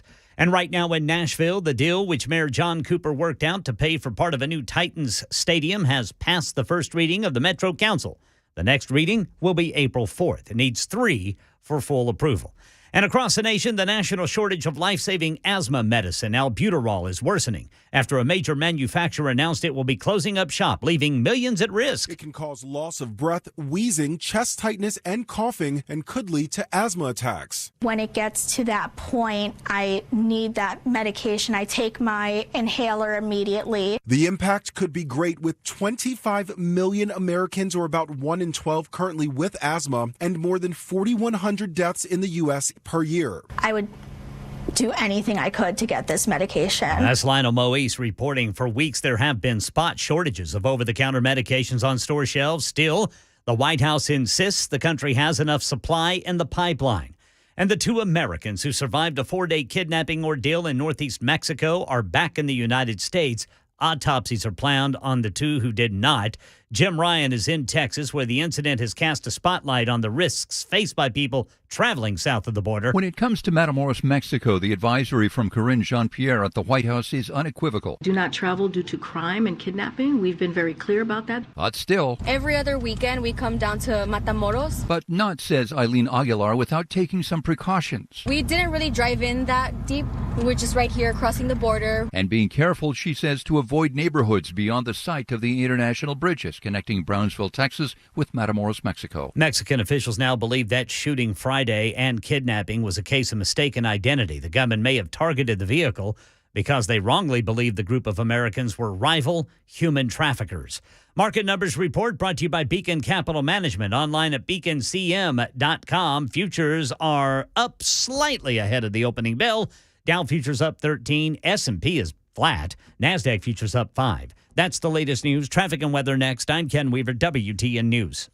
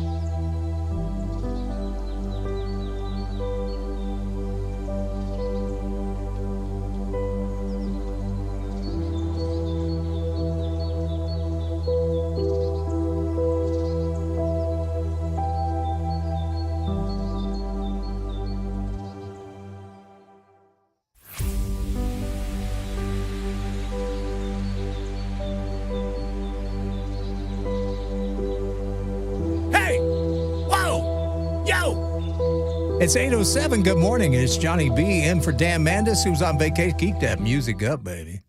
Keep it loud in my ear. Oh, I love it. Thank you, Mason. It's 8:07, and glad to have you on board. Dan's taking a well-deserved week off, and you got Johnny B in his place, along with Brother Ken Weaver in the newsroom. Mac Morey, he's in the studio, but he's sitting down, taking it easy. Oh, we got a new guy, Mason, who finally has been allowed in. If it'd been up to me, he'd been here earlier, but, I don't run things around here. That's probably a good thing, too, ladies and gentlemen.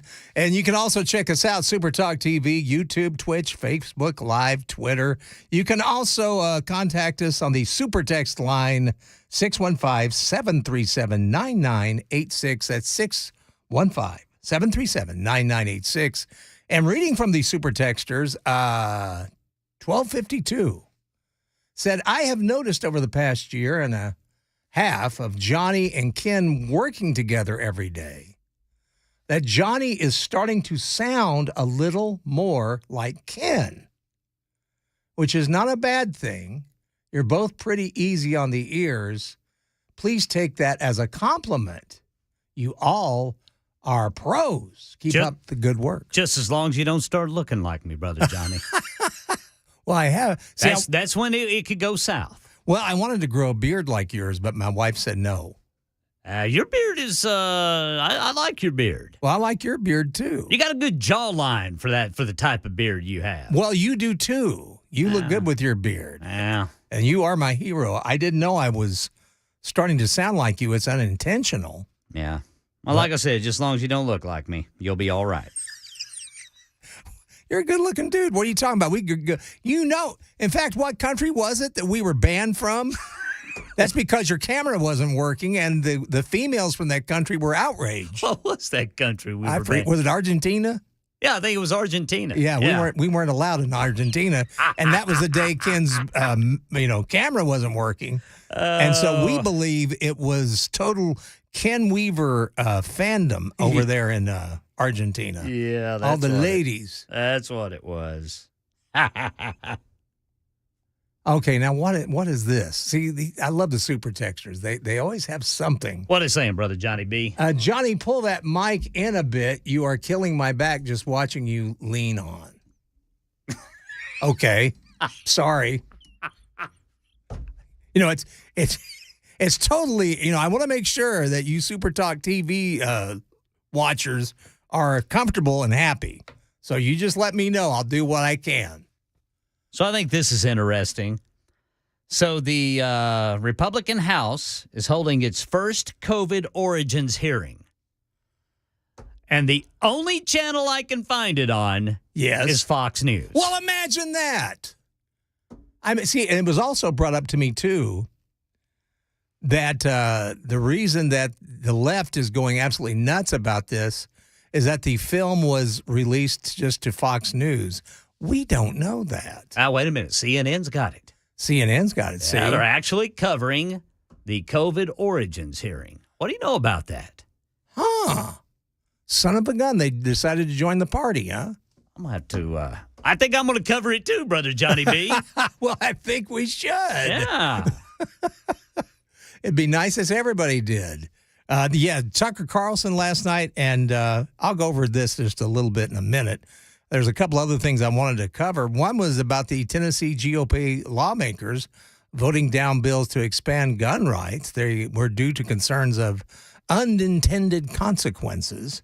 I'm going to try to get my buddy John Harris on with the Tennessee Firearms Association tomorrow to talk more about this. But that's what happened yesterday, and they basically were saying that there were just some consequences, unintended consequences that could come up if you did expand gun rights due to those concerns. So we'll go into it in more detail tomorrow when we come on, and we'll hopefully have John on with us. Now, in Mexico, everybody's talking about that. The Mexican officials, of course, they did rescue 2 of the 4 Americans that were kidnapped in Mexico. The other 2, unfortunately, lost their lives. Jose Guadalupe, 24. He was arrested. He was guarding the house where the cartel members had held captive. And by the way, they tortured these 4 Americans who were just going down for some cosmetic surgery. It's been debated whether it's, face work or a butt lift. But the victims were discovered Tuesday in a wooden shack in a rural area just east of Matamoros. And they said when the Americans were found that Woodward and Brown of the Americans were killed. The other 2 one was basically hit in the leg, but was okay. His injuries were not life-threatening, thank goodness. And then the 4th victim was not injured at all. But they all were tortured. And this is what concerns me about people going down to Mexico. Mexico is just corrupt from the head up on down. It just is. It is I don't understand why anybody would want to go to Mexico. And, of course, the Biden administration has come out and said they're doing everything they can. But it was very interesting, and I tend to agree with this gentleman. But it's Brandon Judd. Brandon Judd told Newsmax. And by the way, Brandon Judd is the National Border Patrol Council president. But he said everything that's happened in Mexico, especially during this, anything you see in Mexico with these drug cartels doing so well and being so powerful, you can blame on one entity. And I'll need some sound, gentlemen. This is what Brandon Judd had to tell Newsmax about the Biden administration. What is interesting about this is we only see this when our politics allow for it to happen. When you see the lawlessness, it all starts with what is happening on the border. When you see the lawlessness on the border, when you see that our government does not react appropriately to that lawlessness, then it encourages these cartels to act in a manner that's even more dangerous than what they normally act. We did not see this under President Trump, and we didn't even see it under President Obama. We saw it a lot less under President Trump than we've ever seen it before, and we even saw the Mexican government becoming a true border security partner because of the pressure that was put on him. But when our politicians pander to open border activists, when they only care about what the West Wing activists say, you're going to expect this, and more United States citizens are going to ultimately die. And that's what's going to happen with identity politics, which is what's happening today in America. That is what's going on. What they call the politically correct, which they're not correct on anything. But until we get tough with Mexico, I would not be going down to Mexico if I were you. That's just my take on it. But if you want to take your life in your own hands, that's what you're doing.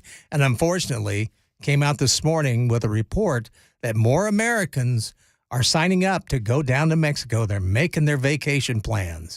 Good luck to all of you. 8:15, time to check the roads from the Paul Winkler WTN Traffic Center.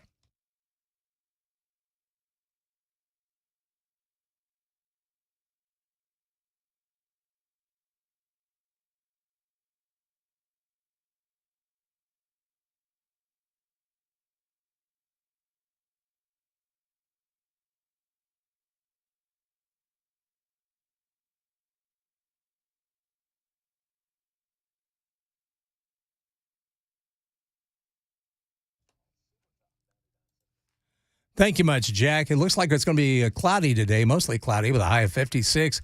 We are seeing some sunshine right now. Rain moves in this evening and then becomes more numerous tomorrow, and we should see a high tomorrow about the same as today. Right now, 47 degrees, partly sunny on Nashville's Music Row on Super Talk 99.7 WTN. Tucker Carlson last night, he basically continued on with this video he had of January 6th of what happened then. It was very interesting because he had a police officer, a Capitol police officer on that was ignored by the House January 6th Select Committee, despite the big role he played that day. He was there. And he also, how do I put this? He basically said that he was not even asked to be part of the committee. And a lot of the things that he saw there, now see, the Capitol Police are supposed to be basically neutral when it comes to guarding anyone, whether it's Republicans or Democrats. But he said he saw a distinct change in that, and that what he saw was quite different than what's been reported. Devalues the credibility of Capitol Police, doesn't it, if they're allowed to be partisan in public? They're supposed to be neutral, period. Since you were there on January 6th, what did you think of the job of the January 6th committee? Do you think that they were honest in the way they approached it? Do you think they got to the truth? I prayed almost daily that they would get to me. I was never asked to testify. And if you listen to the radio... You were never asked by the January 6th committee? I was never asked by anybody connected to the January 6th committee to testify. I ask myself why every day. And every day I might have a different answer, but I looked at what pretty much they focused on Donald Trump and not the failures of the Capitol Police. Why do you think they were there? I think that some people there had planned on being violent. Some people may have turned violent after what they were going through. I think that people wanted to support their president. Some of those people wanted just to support him. And some of those people didn't commit violence, and some of those people didn't plan on it. And this man also was criticized because during the riots, he was seen wearing a Make a Great America Again cap. And they thought that he was a Trump supporter. Well, he was given that cap by somebody that was protesting that day, and he kept it on, and he still has it. In fact, the supporter was going to take it from him. He said, no, man, let me keep it, because he figured that he could move those supporters, those demonstrators, a little bit better if he had the hat on. But the press and his own work environment basically just destroyed him because he wore that cap. That's all you got to do anymore. Just wear a Make a Great America Again cap. And your life will be over. And that's what happened to this poor gentleman. In fact, I guarantee you that's why he was not asked to be part of that committee on January 6th, on the riots that day. It's all because of that cap. And by the way, that dude voted for Biden. I wonder if he feels sorry about it now. I don't know. I imagine so. But we need to learn more about what happened that day, the truth. Because there were a lot of characters that were involved. I've always heard from people that were on the ground there that day that the majority of protesters were peaceful. I'm talking the Trump supporters. But there were Trump supporters that did get violent, that got stupid. But you also had Antifa, and you had a lot of other groups there, too, that ratcheted things up. And they meant to. And that's what I want to get to the truth of. What is the truth? And why are the Democrats so hell-bent on not telling the truth? And in fact, one super texter said that Kevin McCarthy, he can understand why this would have legs, why the Democrats are going after him, because he only gave this video to Fox News, to Tucker Carlson. I don't know that. I don't know if Kevin McCarthy may have given it to every news outlet. But it could be that Fox News was the only one that would run it. And Tucker would be the only one that would actually go in depth and want to talk to people about the truth. But for some reason, truth scares the hell out of a lot of politicians, both on the left, more so on the left, and also on the right. And it's time we start getting the truth. Because, as they always say, the truth will set you free. It's 8:21. It's Super Talk 99.7, Nashville's Morning News on WTN.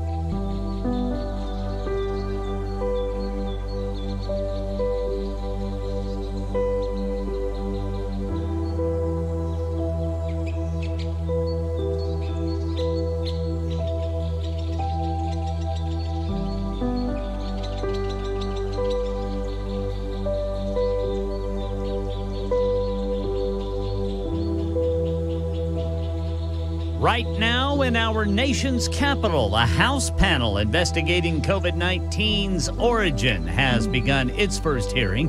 Gun bills are making lawmakers nervous in Tennessee, and Mayor Cooper's deal for the city's part of the Titan Stadium cost has cleared its first hurdle. Wow. And the very latest money news is coming up at 8:30 on Super Talk 99.7 WTN. We don't want to miss that, especially about the big Titan Stadium. Because, Ken, even whatever they pass, I don't think you and I are going to be going to any games. We can't afford it. It's 8:28. We've got the Gang of Three Amigos, the second version, coming up to wrap up this dog and pony show we've had. And we appreciate you being here. Super Talk 99.7 WTN.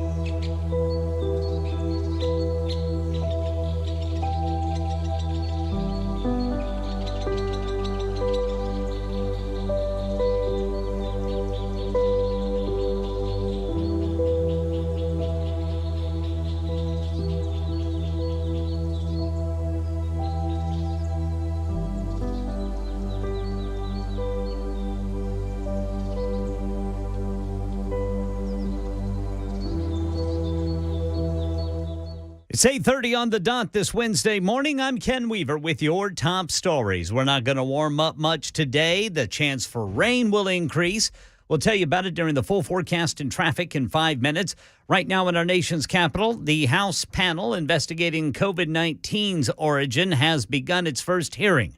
According to reporting in the Wall Street Journal last week, the U.S. Energy Department, which oversees a network of labs, says it now believes COVID-19 most likely was the result of a leak from a lab, an assessment in line with that of the FBI. Among those testifying today before this panel will be former Trump administration officials, also a former member of the Clinton administration, and then an expert from Johns Hopkins University. Right now in Tennessee, News 2 says a gun bill that would allow eligible persons to carry firearms in places like schools and parks has been voted down over worries about unintended consequences. But a bill that expands open carry to all firearms, not just handguns, is still alive and to be debated in the coming days. And the deal which Mayor Cooper worked out for Nashville's portion of the new Titan Stadium cost cleared its first hurdle last night. Metro Council approved it on the first reading. The second reading will be April 4th. Market Numbers Report brought to you by Beacon Capital Management, beaconcm.com. Here's Jim Ryan. Investors headed back to the trading floor appear shell-shocked after yesterday's big sell-off. Before the opening bell, the three major stock indexes were essentially flat, wavering barely a fraction from plus to minus. The Dow Jones Industrial Average yesterday fell 575 points to close at 32,856. The Standard & Poor's 500 gave up 1.5%. The Nasdaq Composite surrendered 1.25%. The Minnesota Attorney General has launched a probe into Kia and Hyundai after an astronomical rise in thefts of those vehicles in Minnesota. The lawsuit says the automakers have violated consumer protection laws by failing to install anti-theft technologies into Kias and Hyundais. Walmart now says it will close 10 locations in 6 states and Washington, D.C. The retailer says those stores, plus a couple of experimental pickup locations, have failed to meet expectations. The move leaves Portland, Oregon without a single Walmart store. All right. 2 minutes into the trading day, let's check the averages. Right now, it's all green on the screen. with the Dow coming in at 43 points up, S&P up 5, NASDAQ up 26. That's the latest news. Traffic and weather next. I'm Ken Weaver, WTN News. Hi, I'm Paul Winkler. Have you ever thought about why we invest in the stock market? Well, you often hear because we want to protect ourselves from inflation. Well, what is inflation? It's prices going up. Who's raising prices? Companies. What do you own when you own stocks? You own the companies raising prices, so it helps protect us from that. The other thing is this. Think about the most successful people you know. They're typically business owners. And you get to be a business owner when you invest in the stock market. Now, if we think about the stock market, a lot of people worry about, well, what if the stock market drops and it never comes back? Well, this is another thing that I like to explain to people. If the stock market goes down and it never comes back, what does that mean? That means that earnings went down and they never came back up again. So earnings went down. If earnings go down, what else goes down? Taxes go down. If taxes go away, what else goes away? The government goes away. If the government goes away, the FDIC goes away. So think about it. Everything is built on the stock market. That's why I don't ever worry about the stock market going down. Everybody has the same goal in mind when stocks go down. Get it to come back up because we got to get earnings to come back up. Now, you have two things at your control to get earnings to come back up. One is sales. We can change what we're selling or sell more of whatever we have if we can. And if we can't do that, we can reduce our expenses. And that's exactly what companies do. You'll notice that they lay off people when things get bad, and hence that is why the stock market has recovered from every downturn throughout all of history. Now, if you want to learn more about our approach to investing in financial planning, go to paulwinkler.com and set up a free 15-minute phone call or call 615-851-1950.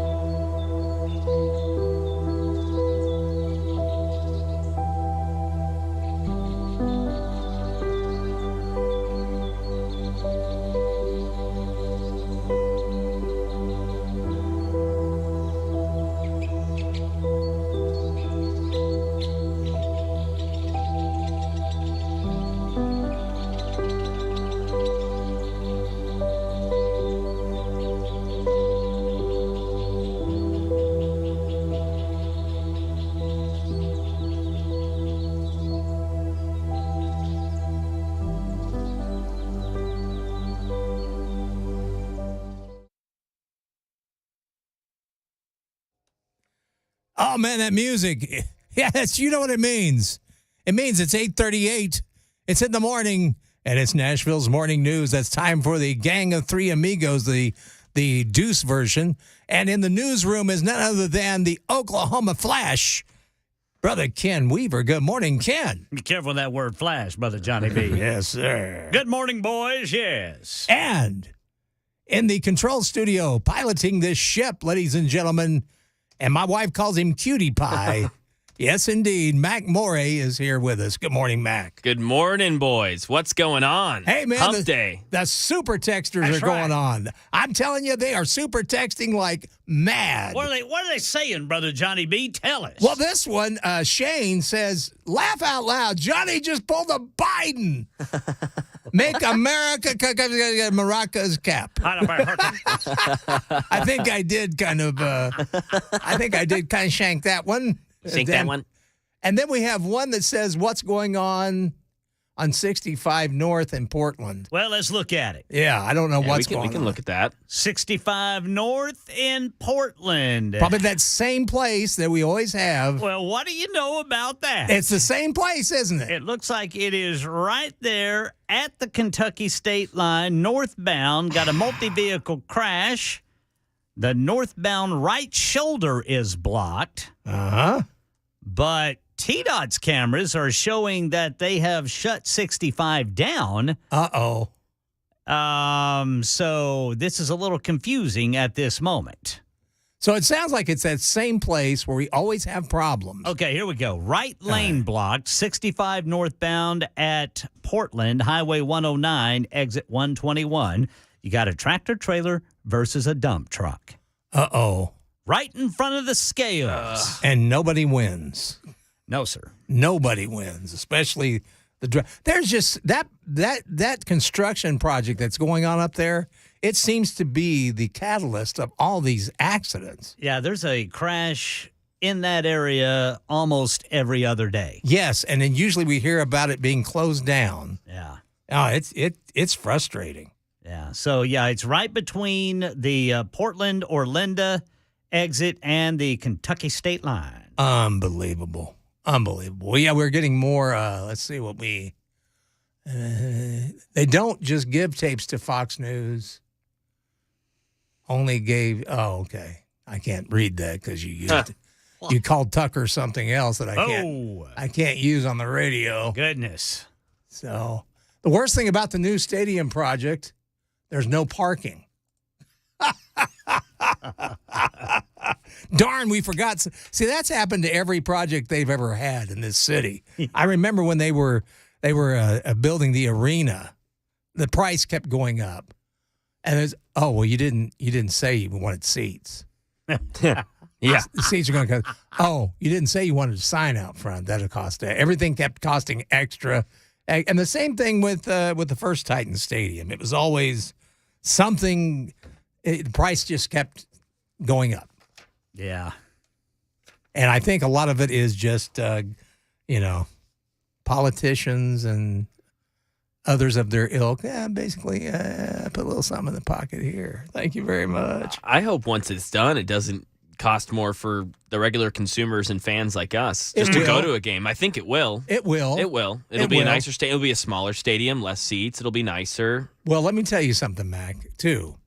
This happened at the other radio station, but they had a suite there, and the salespeople were always there.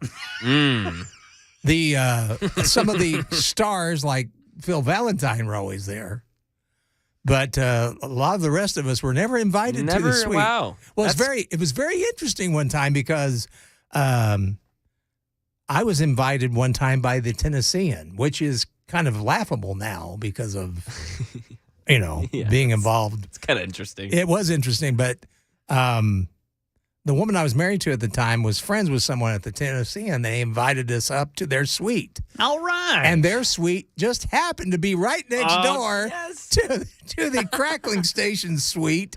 And you should have seen the salesperson. I'm walking up, and he says, "Oh, Johnny, what are you doing here?" I said, Come to see the hockey game."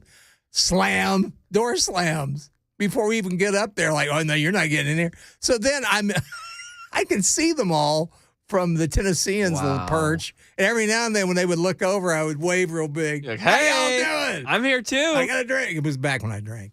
I got a drink.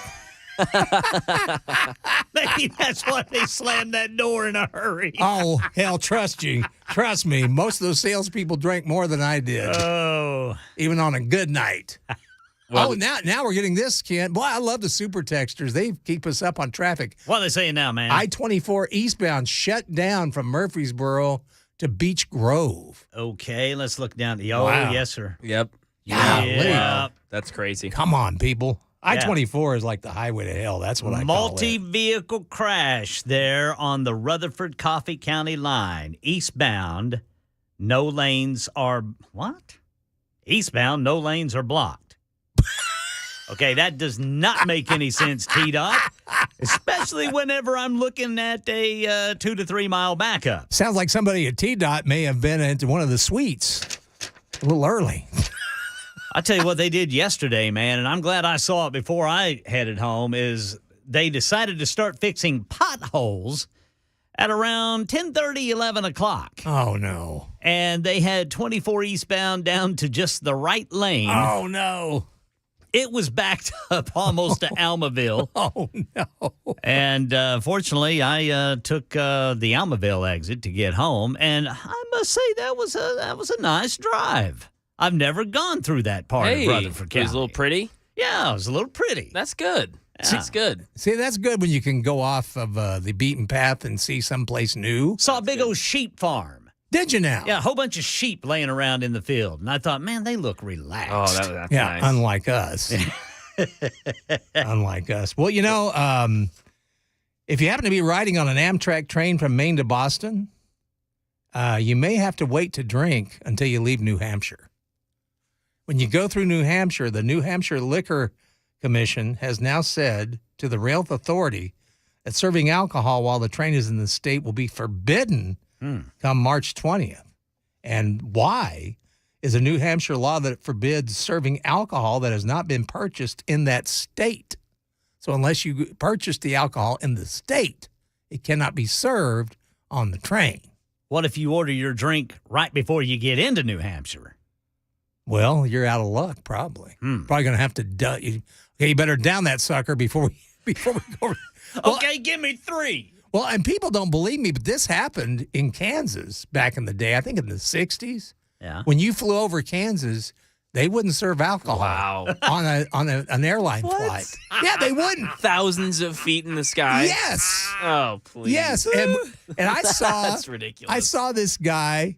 He absolutely lost his mind because he'd been drinking the whole. Because I was flying back, and I was young at the time, but I was flying back into Wichita, and we started entering Kansas airspace, and this guy had been hitting alcohol all day. Yeah. He was pretty looped. And he goes, yeah, I'd like another one. She said, sir, I can't serve you any alcohol. And he goes, why? And she goes, because we're over Kansas airspace. What? Why? And he starts yelling at her. He starts yelling, I can't believe this. They had to arrest him at the gate for causing so much. Wow. He got so irate, got out of his seat, was raising hell. Man. But yeah, there was a point where, and Vern Miller, who was the sheriff of Wichita at the time, would put like officers and sometimes himself, because he was the kind of sheriff, because he was called the super sheriff. He liked to make arrests himself. Yes, like if it were drug dealers or something, he'd be in their like trunk of their car and he'd bust out with guns blazing, and yes, he just loved. Johnny Carson made fun of him one time. Because of this law that wouldn't serve alcohol over Kansas. That makes people want to visit your state, doesn't it?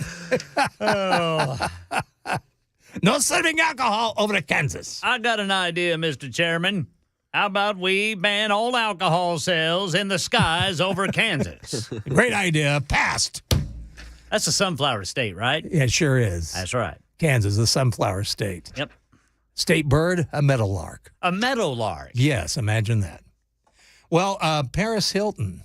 Oh, yeah, what about her? She's in the news. You remember that, that movie she did? Yeah. No, you don't remember that? Oh, what? Okay. Yeah, that movie, Ken. I was like, that one.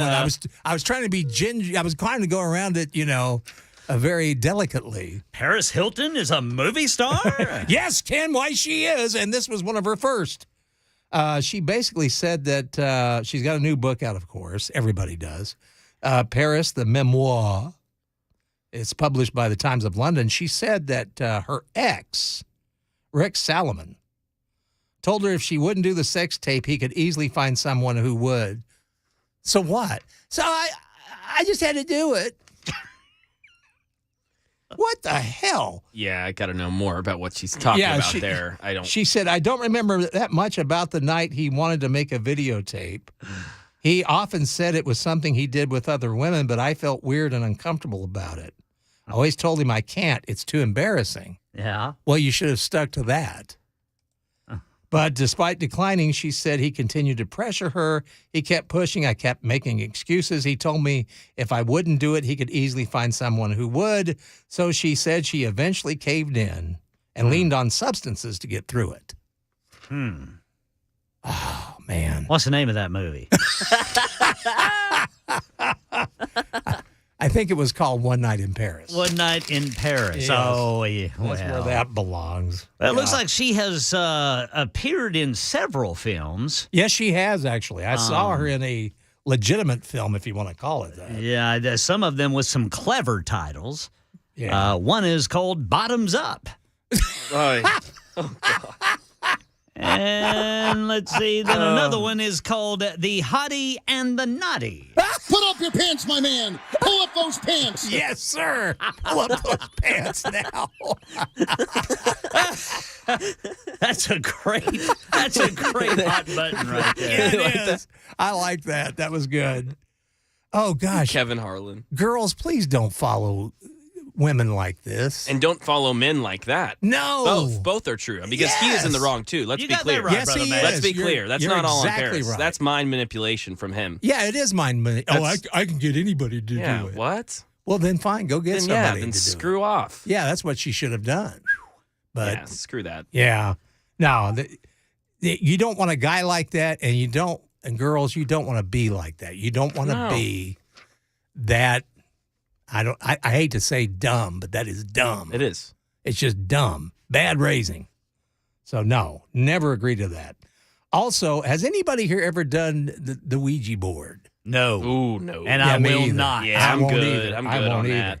Well, there's a group of girls that were rushed to a hospital after playing with a Ouija board at school. This was in Columbia. The 28 youngsters passed out. Columbia, Tennessee? No. This was Missouri? Columbia, the country. Oh, okay. Okay. Gotcha. And according to the Sun, they were hospitalized with signs of fainting, anxiety, and other symptoms. Oof. Dude, I'm telling you. I mean, I don't care Yeah. what you believe, but I think when you start messing with the hereafter, I don't want to do that. I don't want to try to conjure up ghosts. I don't want to go opening doors. No. And so I have always stayed away from Ouija boards. Oh, yeah. Stuff like that.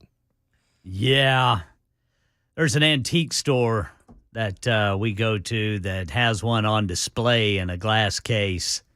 And I'm thinking, an antique store with a Ouija board. Wonder where that Ouija board has been. Yeah, too spooky. Wonder what might be clinging to it. Yeah, the only time I tried to summon a spirit, and I'm sorry I did, my dad had bought the Hank Williams house that's on Franklin Road. Mm-hmm. And sometimes I'd stay there by myself. And they used to have this, and I think Randy Travis ended up buying it, but it was a bar that was in the house. It was like a ballroom. Interesting. And the bar had this big red heart on it that said Williams, from my cheating heart, your cheating heart. And it would light up. And so one night I went to the house and I was alone and I thought, man, I'm going to try to conjure up old Hank right here. Whoa. And that was stupid. I didn't do anything like get a Ouija board out and try to, but I said, come on, Hank. Come on, give me a sign. Come on, dude. Even Audrey, if you're in here, come on. Well, Hank was on his way back to Alabama. Yeah, he was. He said, ain't got time for you, boy. I'm going back to Alabama. Mm-hmm. And I mentioned this a little earlier, and then we'll end on this. But there was a study from Oklahoma State University, and it says that the majority of people they interviewed, which was over 1,000 people, their preferences in a same-sex friend, which means, guys, your guy friends and women, your friends. What they prefer in friends, they want friends that are nice to them, but they also want these friends to be mean to the people they dislike. Now, I've never had this. I've never had this desire because I've had friends that are friends with people that I wasn't wild about. Yeah. And I don't care. I mean, the way I look at it, if I have a problem with that person, that's my problem. Yeah. It's not the problem of my friend. Yeah.